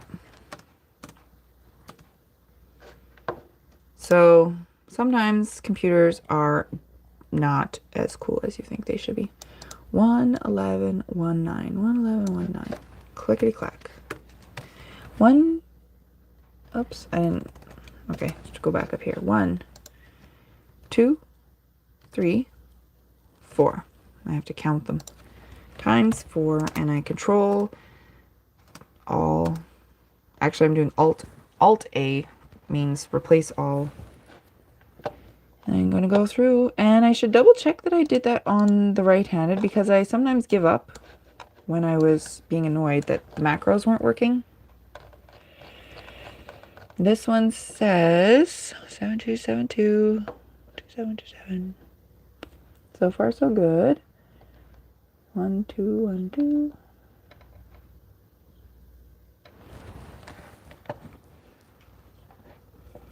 727. That's fine. Where was that one that needed to be changed? 6. Nope. Nope. Nope. I must have got it. Let's keep going just a little further. 1 1 1 1 1 5 1. Oh, 2. That's why. 1 1 6. Nope. 1 1 5. Nope. 2. No. 2 5 2 2. Nope. Okay, well, maybe I did do it. Maybe I didn't give up. I do tend to give up on things that are hard. Isn't that the classic gifted child, like in grade school when things comes easy to me, and then you get to university and things aren't as easy, so you just say, oh, I don't know how to persevere through that, and I quit. I didn't quit school, all the things, but sometimes when things get hard, I quit. You need a nap. It's probably like 4 a.m. or something for you. That's called going to bed. It's not a nap. You should be going to bed. But do take some rest. It's good for you. My husband thought I might take a nap this afternoon. I will be around and we will obviously chit chat some more because you are great at catching me. It's good. So have a good sleep. We'll see you around. My husband saw me yawning before he left and he was like, are you going to be working this afternoon or taking a nap? And I was like, obviously working. I have too much work to do to take a nap. But I want to take a nap. It would be fun. Maybe fun isn't the right word, but it would be helpful because I am a little sleepy. My kids always keep me up. But I just have too many things to do. I gotta catch up on my work and, you know, someday I could take a nap again. 2 1 1 2. Oh, 10 5. Okay.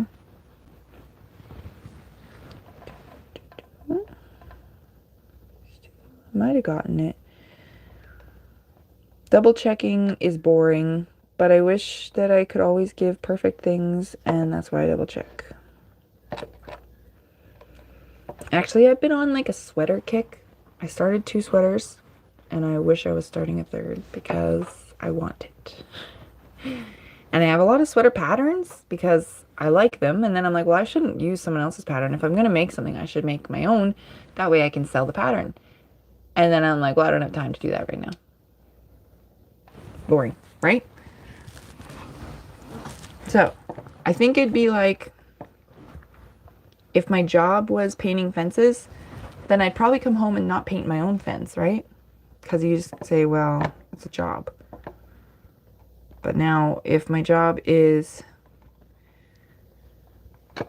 showing my painted fence, I don't really want to show somebody else's painted fence. 313. Oh, it's just backwards. That's okay. That one's fine.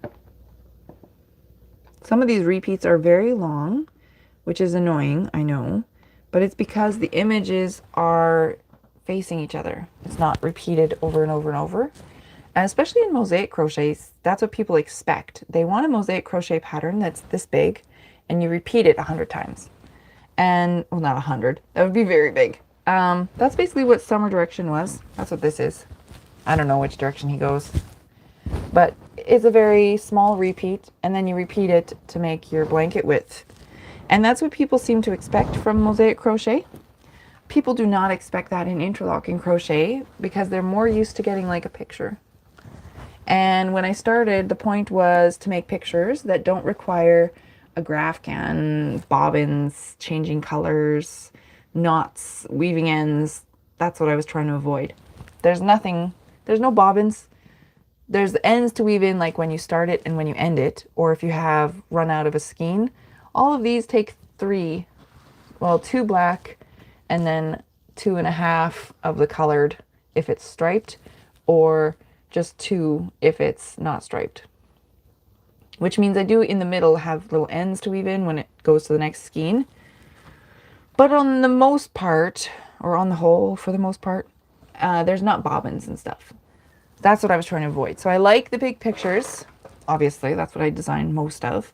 Big pictures. Well, you can see them over here. Maybe you can. There they are, two more big ones. They're not big. They're not as, this one is a 40 window. These ones over here are 60. So they're bigger. Oops, vibrating. 60 windows, which is bigger than the cat's, but still not, that's bulky yarn to make it a single piece. I anticipated with the 60 windows that you would either use it as a baby blanket or join 4 of them together to make like a full blanket for a grown-up. And mosaic crocheters don't necessarily want that. You don't want a square that you have to join because then you have to deal with the ends. So I'm kind of dealing with 2 customer bases that want different things from the same patterns, which is why I've tried to change things up. So some of my patterns, both techniques are available, but some of my patterns I would say you should really do this technique and some of the patterns should be the other technique. But both techniques are available and it is possible to do them both, but it'd be more annoying one versus the other. Some of the patterns just really fit well with one style. The cat squares, it doesn't matter as much because, like for example, on the wrong side, you can see like this is the heart on the front. And on the front it's a heart. And on the back, because the stitches are opposite, it's not making a different colored heart. It's making a weirdo symbol. And on some patterns, that actually makes cool things. The pattern on the back is just as cool as the pattern on the front, even though they're different. And on some things, it doesn't really matter. The back just looks wrong. In mosaic crochet, the back is always stripes. You can do special techniques that'll change that. But if you're not doing special things, the back is just stripes because it's all back loop only single crochet, or you've dropped down on the front to cover it and it hasn't affected the back. So the techniques lend themselves to different purposes or different, I don't know. I just think that some of my patterns work better in one technique versus the other. And I don't know where I was going with that story. How did that story start? These are bigger squares, means less ends, like the fringe on a mosaic. But I used bulky yarn to make those ones because my kids were snuggling with them. And the Hugs one is Melody's. The turtle one is Remy's. What did I make for Alice?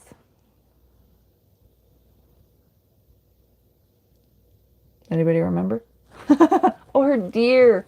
She drew a deer, Feline the deer. It's the same size. And that's the one I crocheted for her. She drew it on the chalkboard when we were living in the apartment, the basement suite.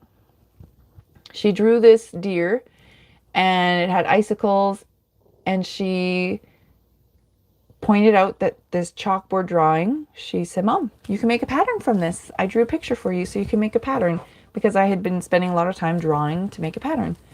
And I just thought she was so sweet to suggest that and offer her skills. So I did my best to recreate it on the computer, and I had her input as well to say, like, does this look okay? And she had a few suggestions that weren't quite possible. The computer just doesn't do that. So she had to make a little bit of a change to her chalk drawing, but she approved what I had done on the computer, and we changed a few things, and then she said, yes, that was good.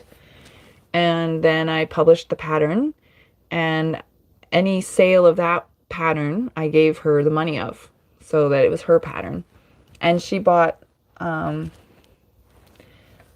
toys for her sister and brother, actually, out of that money. She bought for herself too, but I think she made like 40 bucks or something. And we went to the store to spend her 40 bucks, and she got like Lego or a tiny doll. She spent like 10 bucks on each of the kids and 20 on herself or something like that. So I was pretty proud. Good proud mama moment that she wasn't prompted to spend that money on her sister and brother, but she knew that if she was getting new toys, they would like new toys too. And she had all this money. It was so exciting. So that was fun. And I did sell another copy a few months later, and I was like, Alice, you made another $5. And she was so excited. So it doesn't sell a lot. It's not people's favorite pattern, but it sells enough. And yeah, she likes to offer her art skills to me every now and then.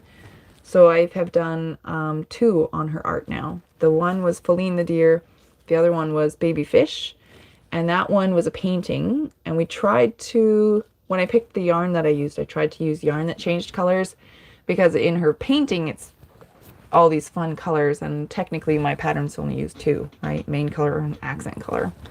So she doesn't really like that it's not colorful enough, but she likes this sort of thing where the colors have changed on their own. This one, if the colors were different, she's a pinky girl, it's like me, so I don't think she really likes that one either. I hope she does take her art and create more. She loves art of any form. Lately, she really wants to do like live videos like I do. I think it's nice. I think she's just trying to emulate me. The art she likes to do, and it's multiple times she has said that that's what she wants to do with her life, is to do art. If we try to ask her what kind of a job she wants, she's going to do art.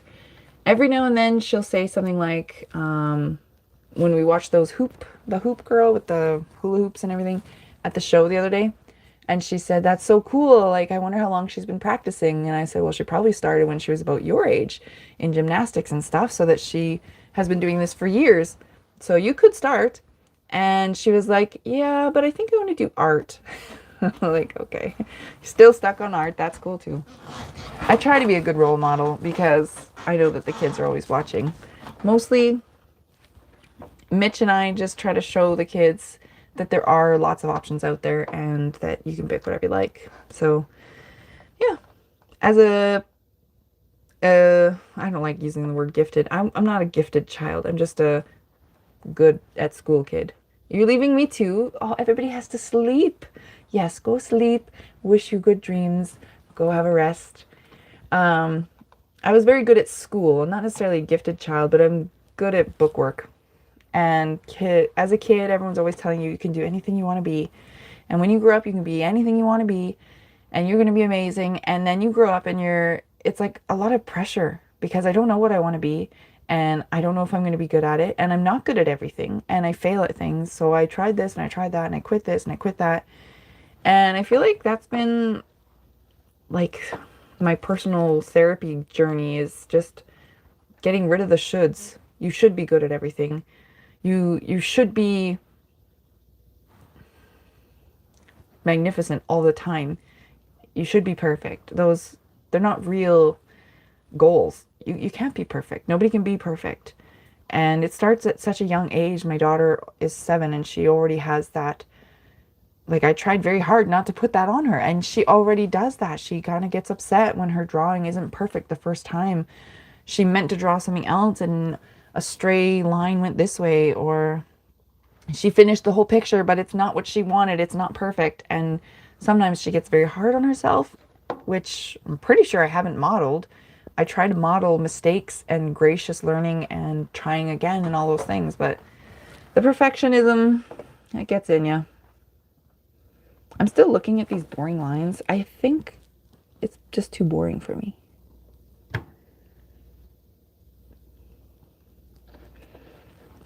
This one, maybe if I read, oh yeah, right here it does look wrong. Oh no, it's right.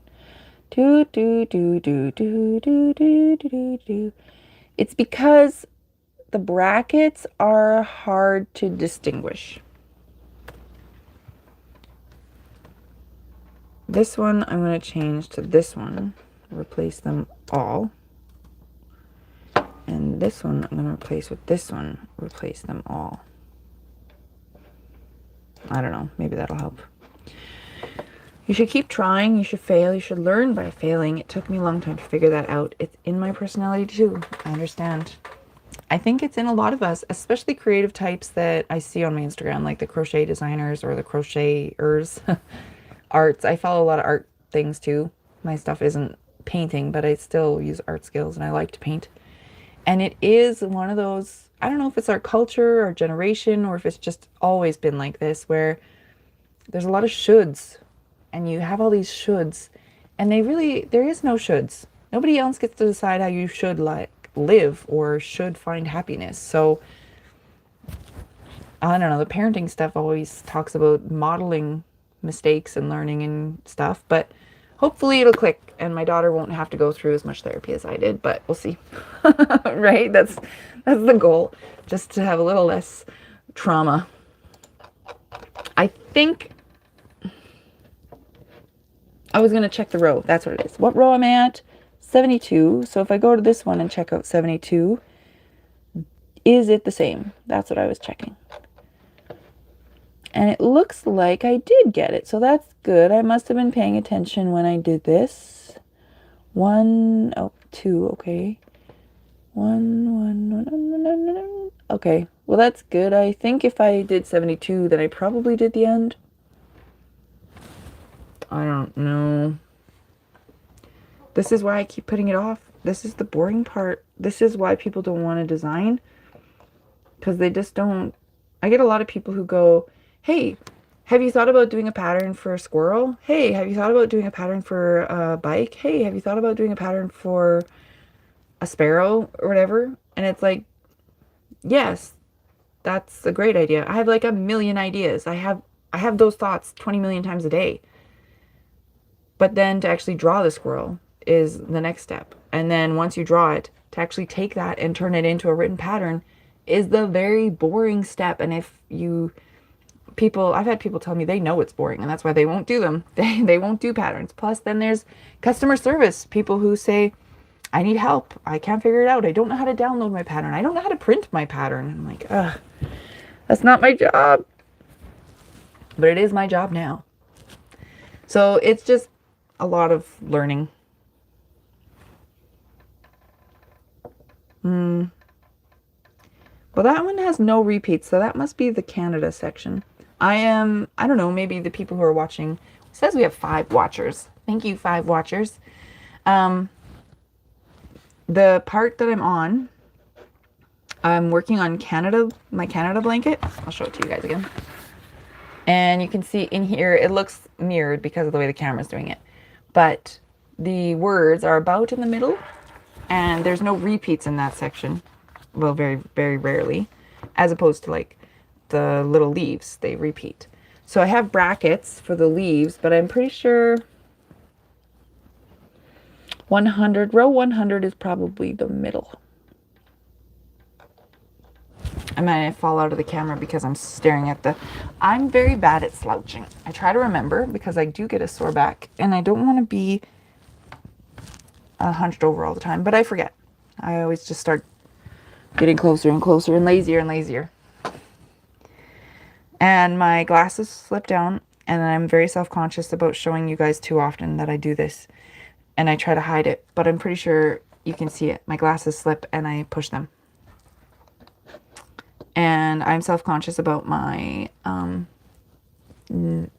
nose area. So if I could show you my face without showing you that would be great. But it's in the middle of my face, so I have to show everything. I think I found a spot where I had not finished, which means I have to open the other file. And I should just finish one file at a time because now I have 2 files that aren't done. But guess who's not going to do it? Oh, what's this? What is this? Maybe this section hasn't been done at all. Go back up. What's this say? How many rows? I think it's 10. Let's try looking at row. Huh. It looks like I did not adjust the file for the right-handed version. And here I am looking at the left-handed version. So I'm going to have to fix that too. And I'm going to just type it here. So I have now 3 files open. The pattern, which I thought I was halfway through, and I'm going to delete it. Well, I'm not deleting the file. No, I'm going to delete a few rows so that I know that I'm not done that section. I'm going to close it. My computer can't handle it when I have so many things open. So on the righty one, you know what? I remember it now. It's because of those macros. It wouldn't let me edit the macros. So I came across some things that could use more brackets, repeating sections. So I have one front, one back, and I have one back, one front, and I have two back, one front, and I have one back, two front, and all variations of those smaller numbers. And then the ones that are frequently used in patterns, as I come across them, I add them to the macros so that in future patterns, I won't have to spend as much time looking. But this one, it wouldn't let me update the macros, and that's why I quit. And then it wouldn't let me update the macros, so over the months I've tried a few times and I just keep getting stuck on those macros, crashing. My whole computer then crashes a few times, and then I quit and I say, fine, I'm just gonna go crochet in a corner. And I enjoy crocheting, so then I never get back to the computer. That's what's happened. So instead of adding it to the macros, I could just find and replace, knowing that then when I do the left-handed version, I'm going to have to find and replace again. I like to do things once instead of 100 times. That's how I keep my stuff moving fast.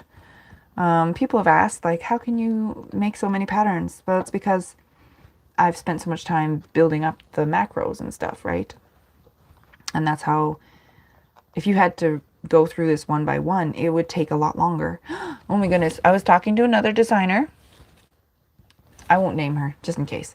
If you hear yourself in this story and you want to call out yourself, that's fine. But I won't name you.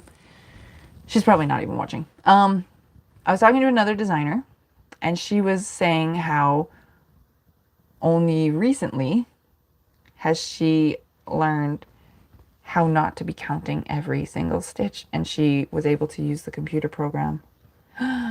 Right? Work smarter, not harder. She was learning. I mean, she's new, not overly new, pretty new.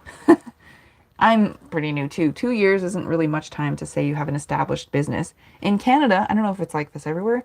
Canada has all these like small business programs, and some of it's educational, some of it's just statistics and stuff. And basically the first 5 years of a small business, they expect you to be a failure. They basically say the first minimum 3 years, 3 to 5 years, it'll take that long to get your business established. So you take out a grant or you apply for a scholarship for equipment and blah, blah, blah. That's what they're talking about. My business isn't like that because I didn't have to have equipment. But if you were trying to, say, start a restaurant or something, you'd have to take out some loans so that you could buy the equipment and then you get started.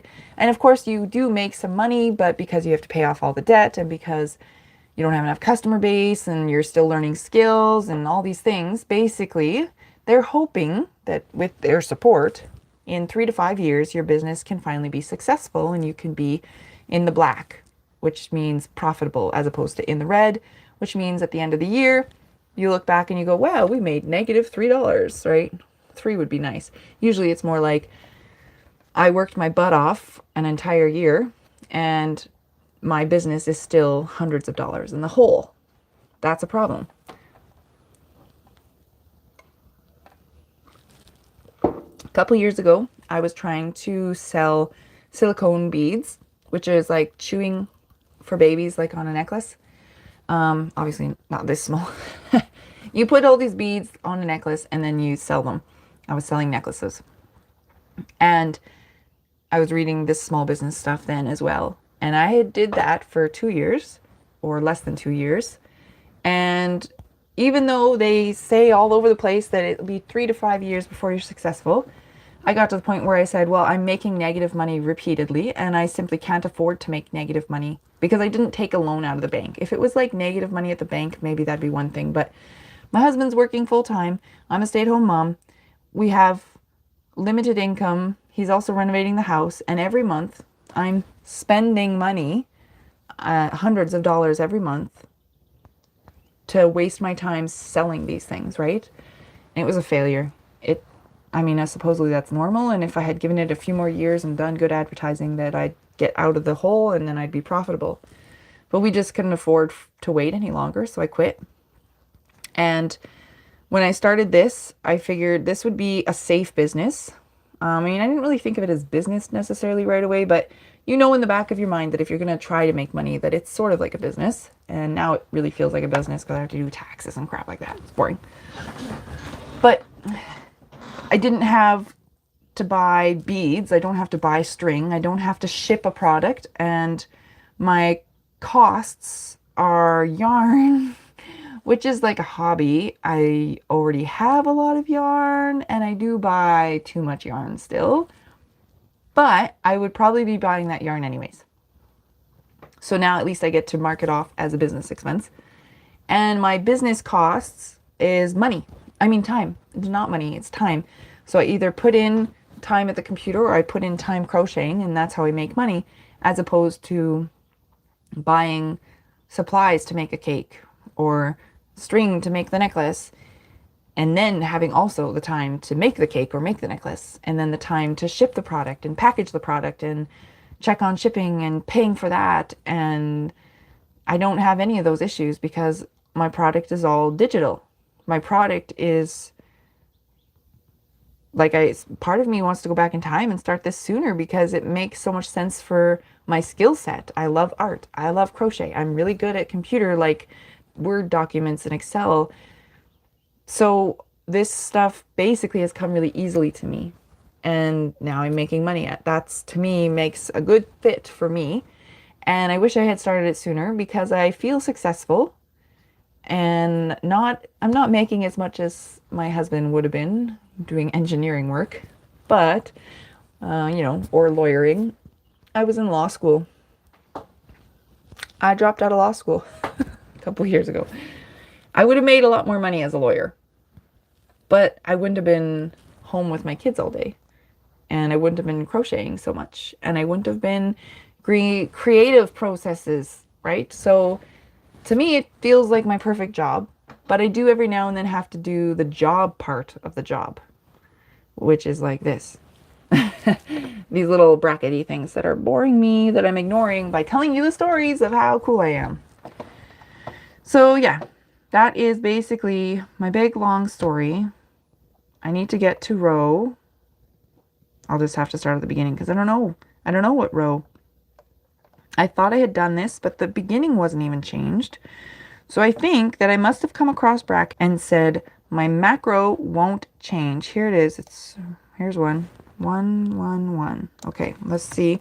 We'll just have to do find and replace instead of the macros because I can't wait for my computer program to be updated. And maybe they're not even working on it, right? Maybe they're not. They don't care. Maybe there's a different problem. Maybe it's just a problem with my computer. The charts also, I learned to export that job, which is weird to say.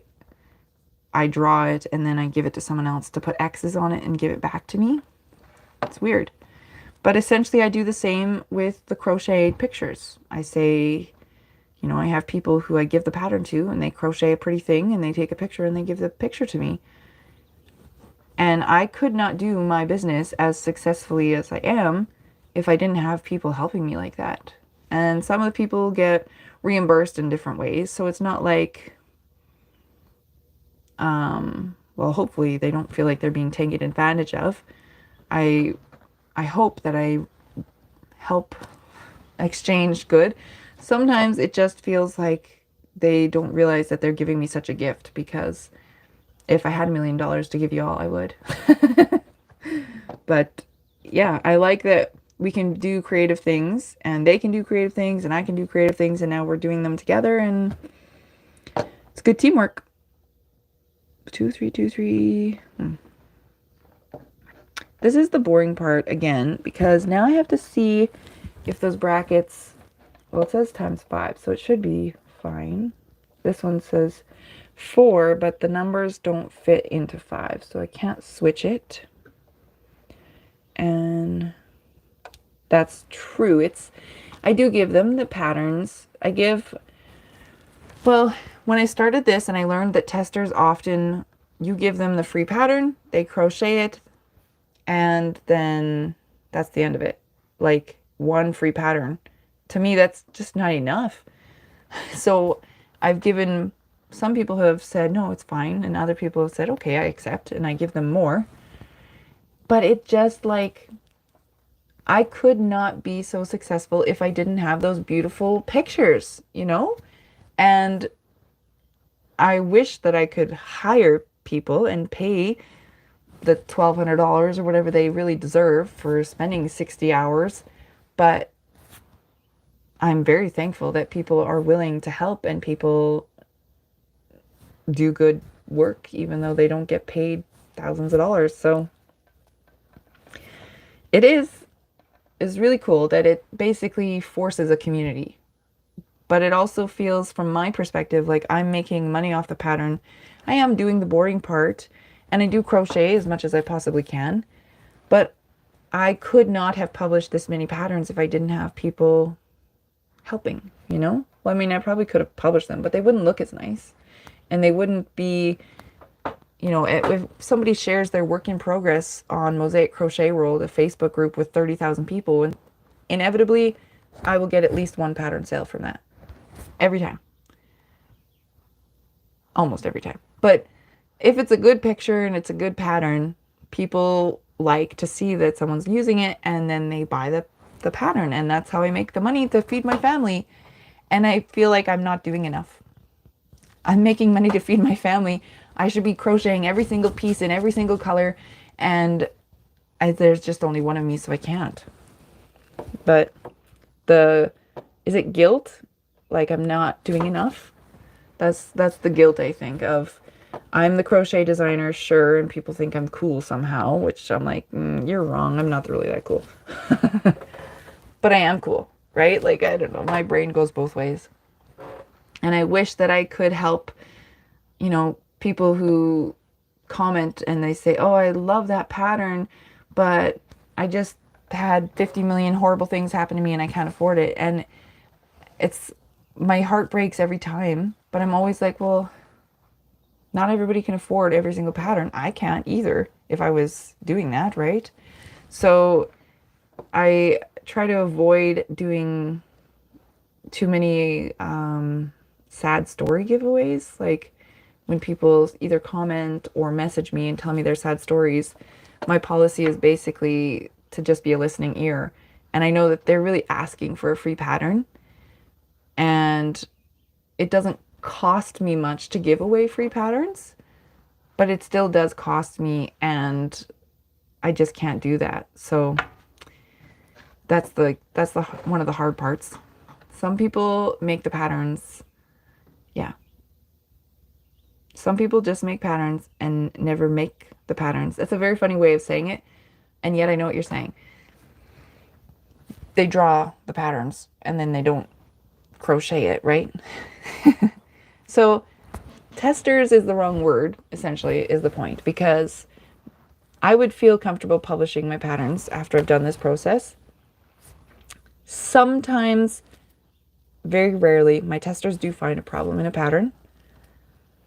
Most of the time they don't. I give them the pattern and they crochet it and they come back. And I have some frequent flyers, testers that I trust, and testers that I trust to help me find the mistakes. And I know that if I have a new technique or something I was having trouble with, and I know that they will do the hard part. I have testers that I give harder patterns to, and I trust them to help me find those actual mistakes. And then I have testers who I know they're not going to notice any bracket errors. They're not going to notice a typo. They're not going to notice the formatting issue, but they will crochet it. And maybe their photo isn't even like magazine worthy, which I mean, most of mine aren't. It's another skill that I will work on. But if I trust them, I use them still. And then I've had people apply to be testers and take patterns and never contact me again. And it's like, well, you know, it's like a free PDF for you. Congratulations, you stole a pattern. Right? The agreement is I give it to you, you crochet something, you give me a picture. That's the agreement. I'd like you to help me find mistakes, but the base agreement of like crochet something, don't just take it and run. It's so irritating. But that's okay. They just don't get any more, right? Then they have to go find another designer. I don't understand that. So yeah, my testers, I feel like I don't give them enough. I don't help them enough. I don't give them back what they give me because they help me so much. And yet they're willing to help. They're kind people and they want to crochet. So yeah, And for a while, I had a spreadsheet because at one point I had like 10 different patterns in testing. And that's a lot to keep track of multiple testers per pattern and multiple patterns and be drawing up new patterns and then keep track of all the other stuff. So I've tried to slow down. That's my goal of 2022, is to slow down. And it's worked. There's a big wasp out there. You better not be finding anywhere to hide. You're just trying to get in my house. There's no hole there. Go away. Go to my garden. Go do garden things. This, it's a very old house. So I was worried a little while ago that there might be an old nest somewhere or something. But so far it looks like he can't get in, so maybe that's all right. I know we do have, oh, actually he might have got in there. I'm going to have to tell my husband to check on that corner.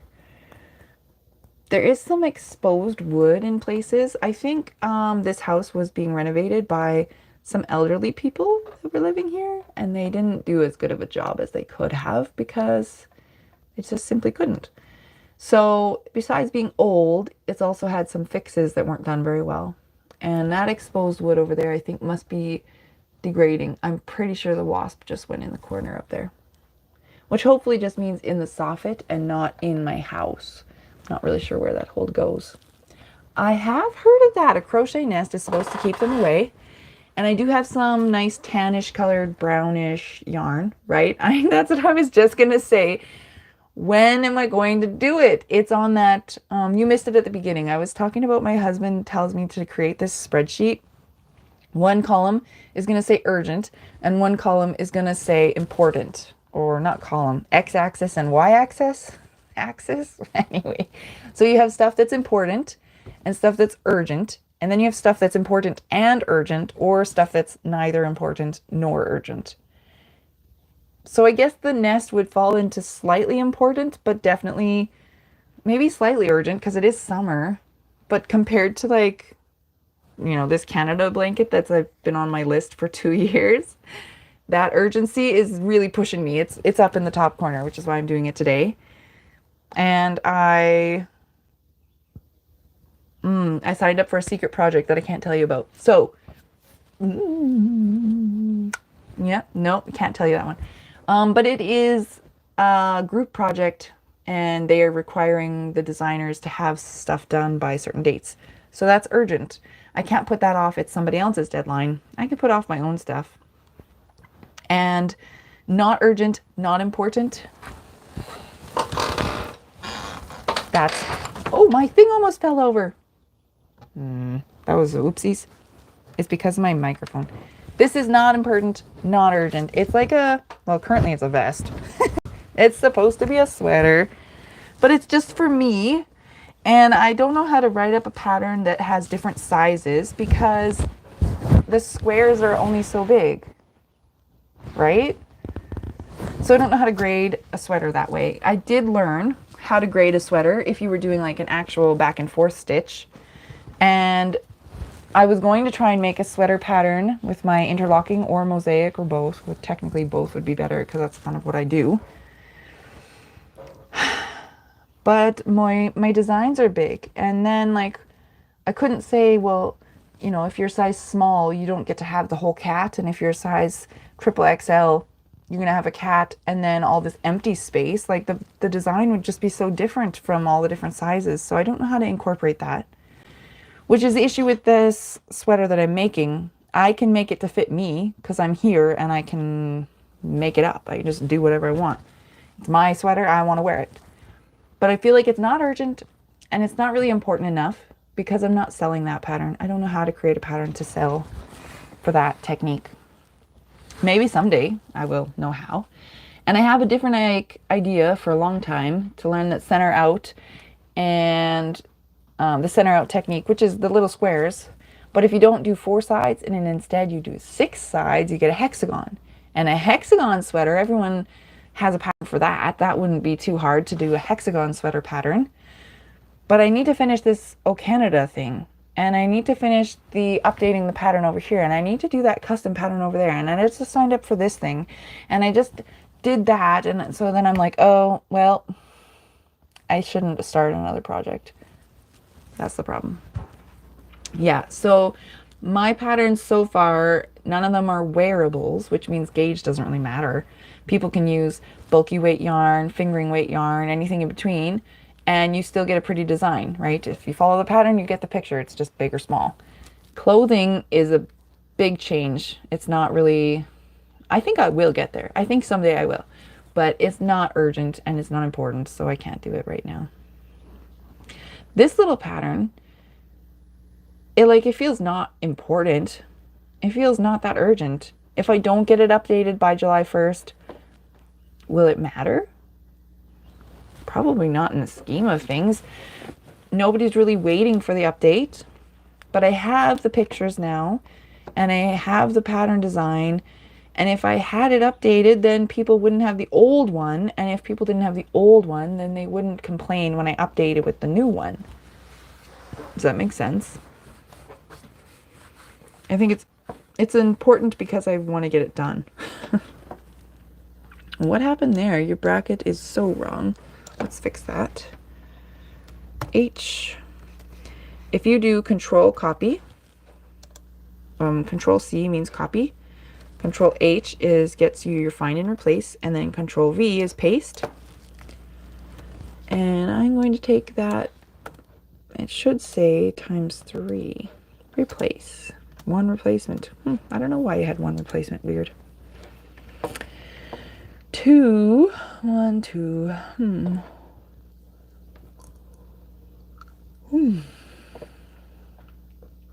I might need a snack. Oh, it's supper time. I might need supper. I made cookies today. This morning I had to water the garden. I weeded the garden and then I watered the garden. And my littlest, Melody, came out a few times. Dad was taking care of them, but she insisted that I also needed to come in. She wasn't pleased with Dad's supervision, I guess. I don't know. And I told her, give me some more time to finish and then we can make cookies. So we came in and made some chocolate chip cookies.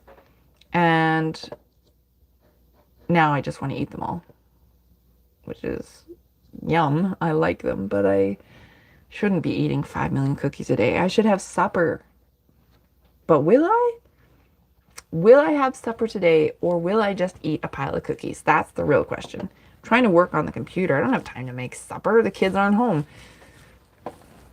I'll probably eat a sandwich, grilled cheese sandwich. Only it won't even be grilled. It'll be toasted because taking out a grill takes too long. That's pretty much how I do things. Front, back. It's not a repeat. Oh, that's why. Front 2, front 1, front 2, front 1. So close. So close, but not a repeat. Nope. Finding the repeats in a pattern sometimes is easy. My brain just like catches them. And sometimes it just all blurs together and you're like, nope, I gotta quit. This is horrible. My hair is starting to fall down. I put it in a side pony, trying to be cool. I don't usually do my hair. I put this little clip. You can't even see it. I put a clip in a ponytail, trying to be cool for the video so that people will know that I care about you. And it's like going on a first date. You have to look nice. But normally I just have it in like a high ponytail with a mum bun, messy bobble. I don't know. It's good that I don't mind my face, right?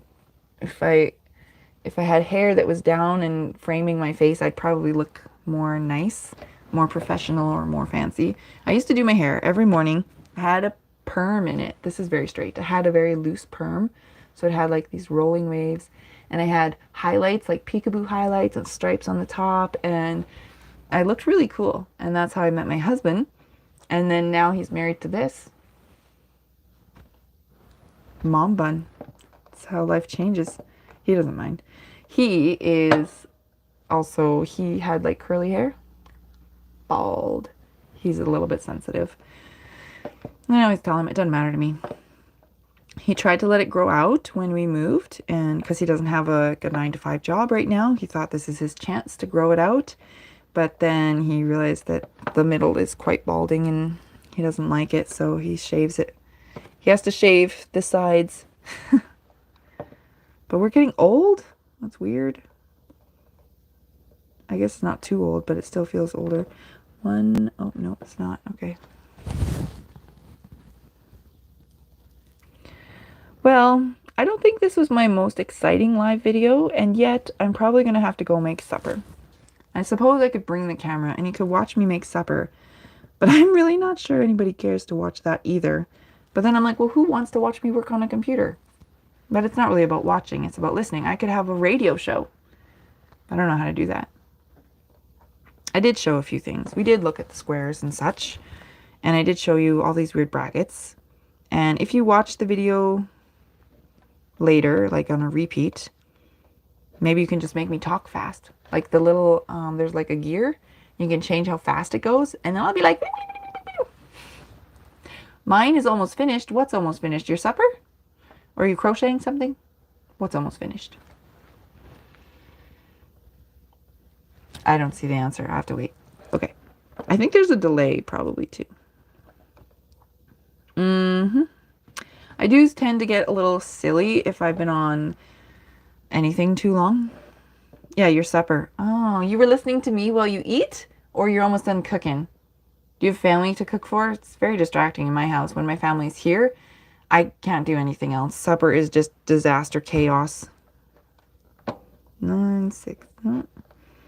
So far, this has not been as many changes as I thought it would be. I'm doing the right-handed version, and I'm at row 174, and I'm almost done. You're almost done cooking. What you making? Probably something better than a toasted cheese sandwich, right? That's not even a grown-up meal. Now you guys are knowing my secret. I don't eat grown-up food. It's boring. It takes too long. I do eat it sometimes, obviously, but if the kids aren't home to cook for, mostly Mitch, I guess. The kids wouldn't care. But Mitch, if he's home, we try to, like, make real meals. But they're not here, so I don't have to. Spaghetti. Ooh, that's my kid's favorite. I really like it, too. But because the kids don't like sauce on the spaghetti, they just want plain. And my husband and me he doesn't really like spaghetti, so if I make spaghetti often, he'll say, oh, I'll just have something later, and he makes something else.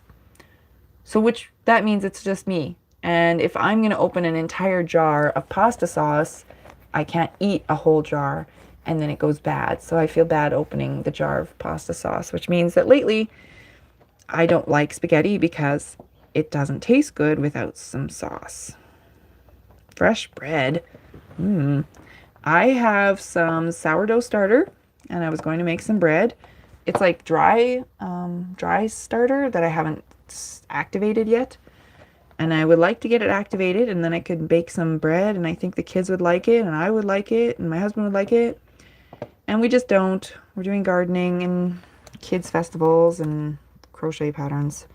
I found the row that I was on before. 1, 2, 3, 4, 5. 1, 2, 3, 4,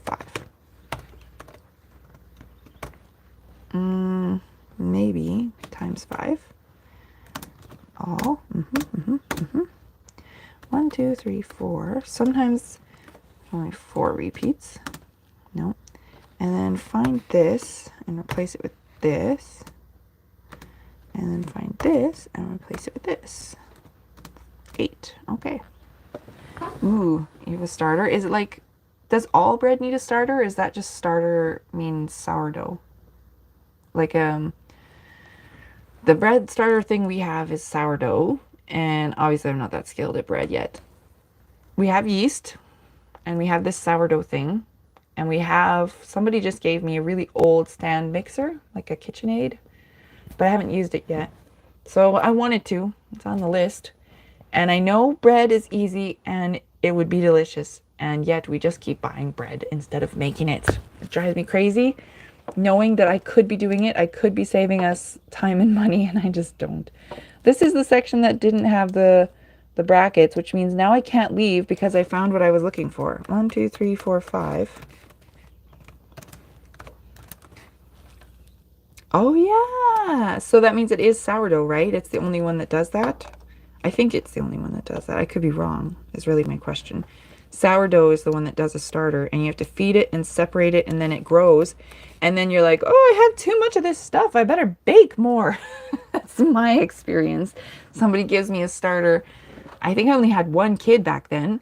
and I followed the instructions to feed it and split it. And then I had so many bowls that I was like, oh, I don't have time to bake. Oh, I don't have time to bake. Oh, I don't have time to bake. But you feel bad because look at all this stuff. That's what I'm scared is going to happen. That's why I don't want to do it.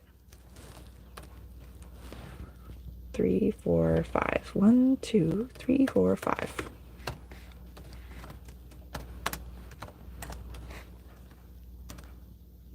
What? 1, 2, 3, 4.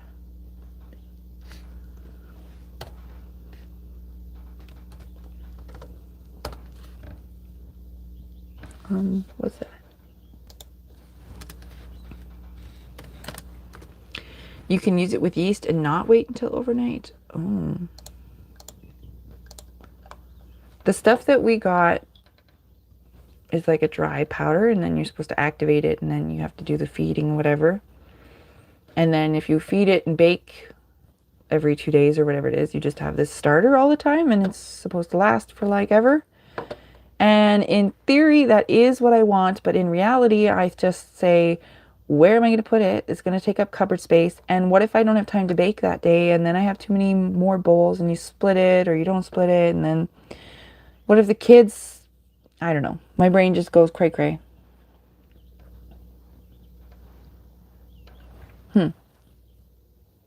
Did you, fresh bread with spaghetti, usually to me, it means garlic toast or cheese toast, right? That's, my kids like cheese toast. They like cheese, of course. Which is good because sometimes we live off of cheese, it feels like. If you put it in the fridge, does it grow slower? Is that the point? Or it just lasts? I guess you can't let it sit out forever because it would just die. I don't know. Or mold? I don't know. Look, I got the end. That's the end. 236. So save that. Control A for all, and then Control C for copy. And I closed my file. So now I have to get my, this one. Scroll down, down, down, down, down, and I'm going to paste this into here, which is what I thought I had before, but obviously I didn't. And I just paste it in there. So now its pattern is on here. And then I have to scroll back to the top because when I copy it and paste it from adjusting those brackets and stuff, it always starts with the title, which is good if you want to know what you're doing, but it's not good if you want to put it in the pattern. I don't need the title to be there again. Say column. Is that the right? No. Okay, we'll just leave that. Don't push that button. It's wrecking stuff. So then the left-handed stuff has to be done as well. Well, well, well. That was a big process. That was a big process. So you guys have all just been watching me work at the computer, staring at the computer all the time.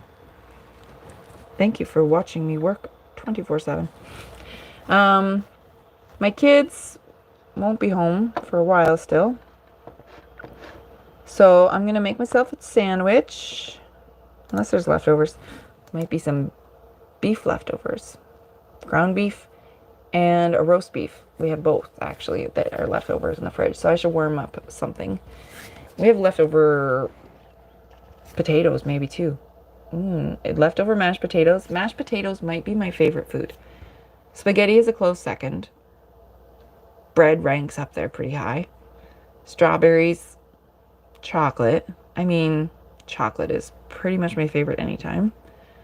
Not a huge fan of, like, chips. Although every now and then you get a real good craving and you eat 500 bags at once, right? But yeah, I like food. I just don't like cooking it. It's boring. So this was a little bit boring. That process took longer than expected. And I'll have to double check on my count here. I better highlight that. That's what I do when I'm editing and I'm not sure about something. I always have to highlight it because otherwise you won't remember. You just won't. You come back and you say publish and you don't realize that you didn't fix that. So I am going to leave my file open so that I know that's what I was working on. And I am so glad that so many of you joined and said hello. My computer screen just dimmed. Is that... I don't know, maybe my phone's dying too. So between the phone dying and I gotta go eat, and it was a long live video. If you want to watch it again, that's fun for me. I'm very excited having this monetization on YouTube now. I have made like $20, which was way more than I thought it could make. I thought I was gonna make like $1 a month. But I'm excited that that will also keep growing and people will keep buying my patterns and I get some new ones out soon, hopefully, or at least updates. I don't know. I'm always doing stuff, crocheting and pattern and computers. So I'm happy to have you guys chat with me. It made this a little bit more fun. Probably took me longer than it should have, but whatevs. Thank you for coming. Thank you for watching. Thank you for everyone who chatted with me. I think only Lindiana is here right now, or Lynn Diana. I don't know how to pronounce it. I'm bad at that. My middle name is Diana, so for a while, my username was A Diana because my first name is actually Ashley, right? People would always just type out A Diana, and it's not actually my name. So anyway, boring. I talk. I get distracted. I gotta stop. I gotta go eat, and I'm probably gonna eat at least another cookie. And I might have had a couple already today. Have good nap times and sleep times and supper times and crochet, and I will see you guys all later. Ah, yeah. See, it's not your... Yeah, that makes sense, right? You got to have fake names. Mine was always A Diana J because my first name was Ashley, middle name Diana. My last name used to be Jensen, but now it's Brotzel, which is a very weird name. And everyone who calls me like telemarketers, they're like, "Is Miss Brotzel there?" And I'm like, "No, it's just Brotzel." So anyway, I gotta go. I'm gonna go eat, and I think my phone is dead. I can barely see the screen. I don't know how to fix that. So bye guys, thanks for watching and all the good things. You're the best.